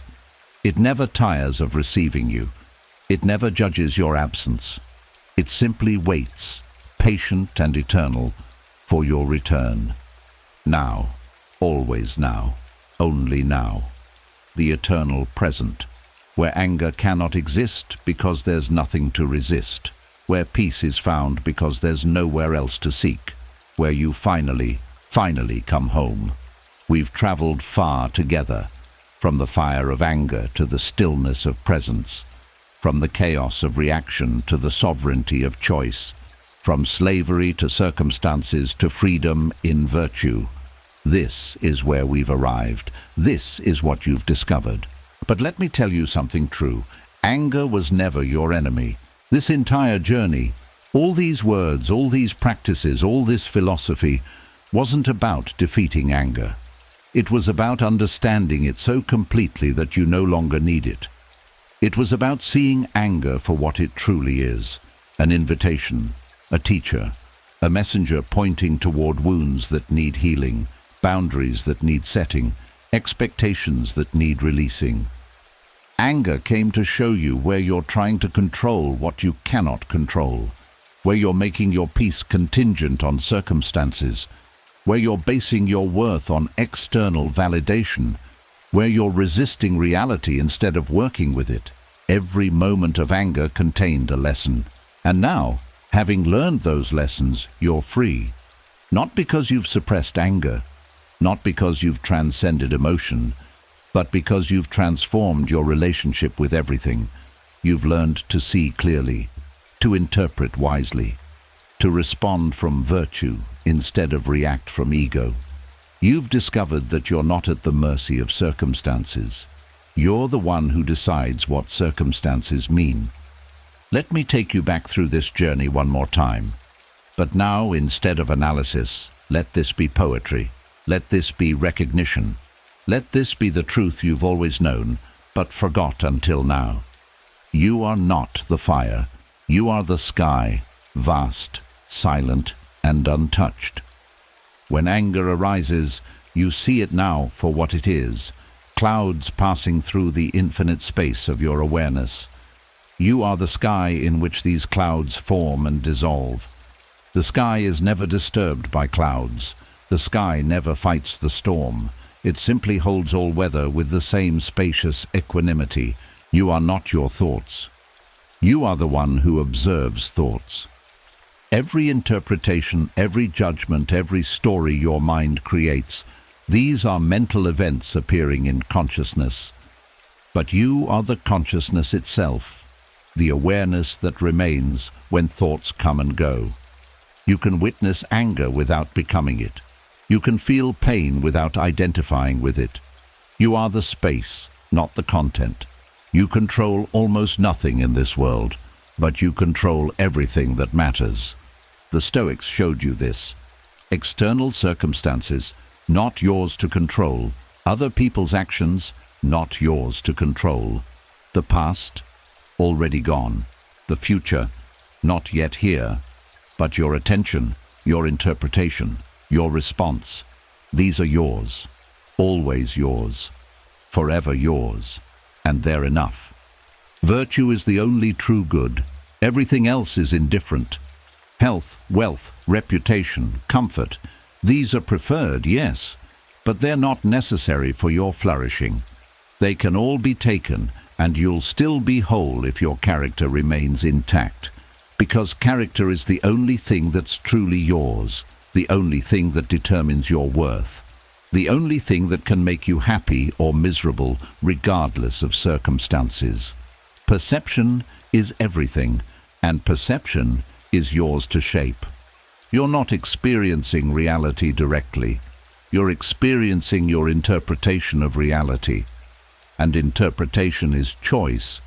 You can choose to see obstacles as catastrophes or opportunities, betrayals as endings or teachings, losses as tragedies or transitions, not through delusion, but through wisdom, through seeing more completely, through refusing to add suffering on top of unavoidable pain. Love your fate, all of it. Amor fati.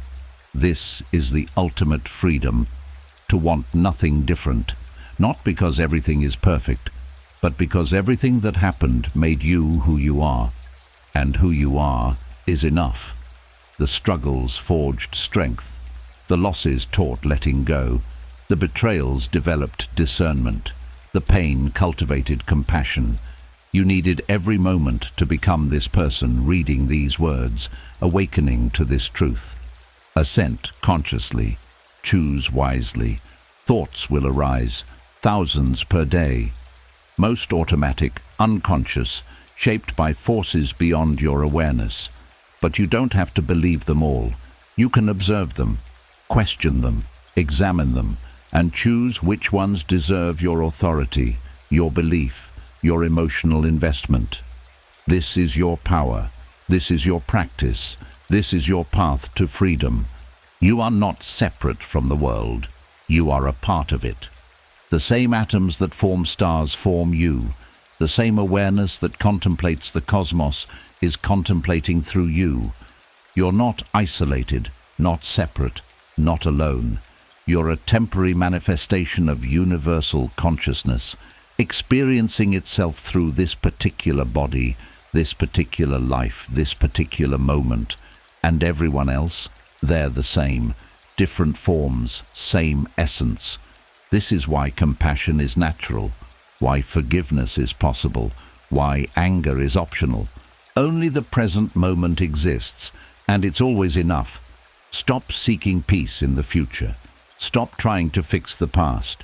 They don't exist except as thoughts occurring now.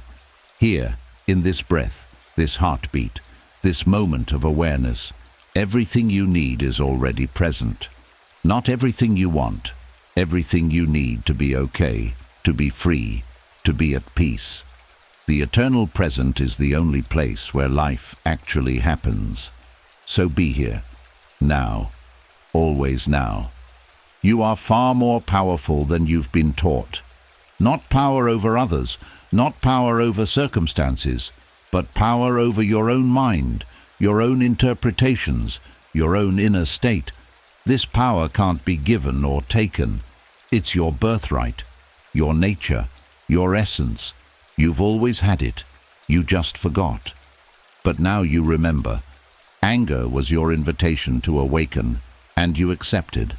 Every moment of rage, every instance of frustration, every surge of indignation, they were all pointing you here. to this understanding, to this freedom, to this recognition that you're not who anger told you that you were. You're not the victim of circumstances. You're not at the mercy of other people's behavior. You're not helpless, powerless, trapped. You are sovereign. You are free.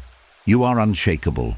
Not because you've achieved perfection, but because you've discovered something more important than perfection, the ability to remain centered regardless of circumstances, to maintain virtue when everything is falling apart, to choose wisdom when anger is easier, to be human, fully, messily, beautifully human, while remaining free from the tyranny of unconscious reaction. This is what you've become through this journey. Not a philosopher, not a saint, not someone special, just someone awake. Someone who's seen through the illusion that external circumstances determine internal states. Someone who's recognized that peace isn't found. It's uncovered by removing the obstacles you've placed in front of it. And now, having seen this, you cannot fully unsee it. The knowledge is yours. The practice is available. The path is clear. There will be moments when you forget. When anger rises and you react before you remember you have a choice. That's okay. That's human. That's part of the practice. The difference is this. Before, you were unconscious. Now, you're aware. Before, you had no choice. Now, you do. Before, you were enslaved. Now, you're free. Or at least, you know the way to freedom. And you can walk it step by step, choice by choice, moment by moment. You will never be angry again in the old way, the unconscious way, the automatic way, the way that destroys your peace and poisons your relationships and wastes your precious, finite life. You might feel anger. Emotions are part of being human, but you won't be controlled by it. You won't identify with it. You won't let it determine who you are and how you move through the world. Because you've learned something the Stoics knew 2,000 years ago, something that mystics have taught across every tradition, something that modern psychology is finally confirming. You are not your emotions. You are the space in which emotions arise. And that space, that awareness, that presence, that consciousness is always free, always peaceful, always unshakable. So here we are. At the end of this journey and the beginning of your practice, everything you need, you now have. Not more techniques, not more information, just the recognition of what's always been true. You have the power to remain at peace regardless of circumstances. Not because circumstances don't matter, but because your peace doesn't depend on them. Take a breath. Feel the weight of this recognition. You're standing at a threshold. Behind you, the old way, unconscious reaction, automatic anger, peace held hostage by circumstances. Ahead of you, the new way, conscious response, wise choice, unshakable peace regardless of what happens. You can cross this threshold. You can become the person you glimpsed in these pages.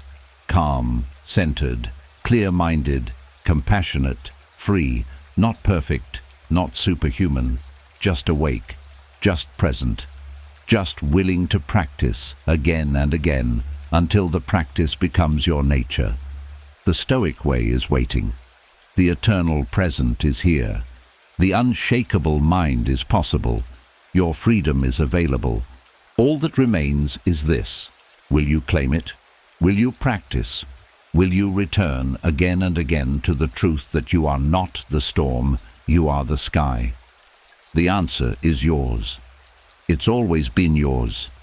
And in giving that answer through your daily choices, you write the story of who you're becoming.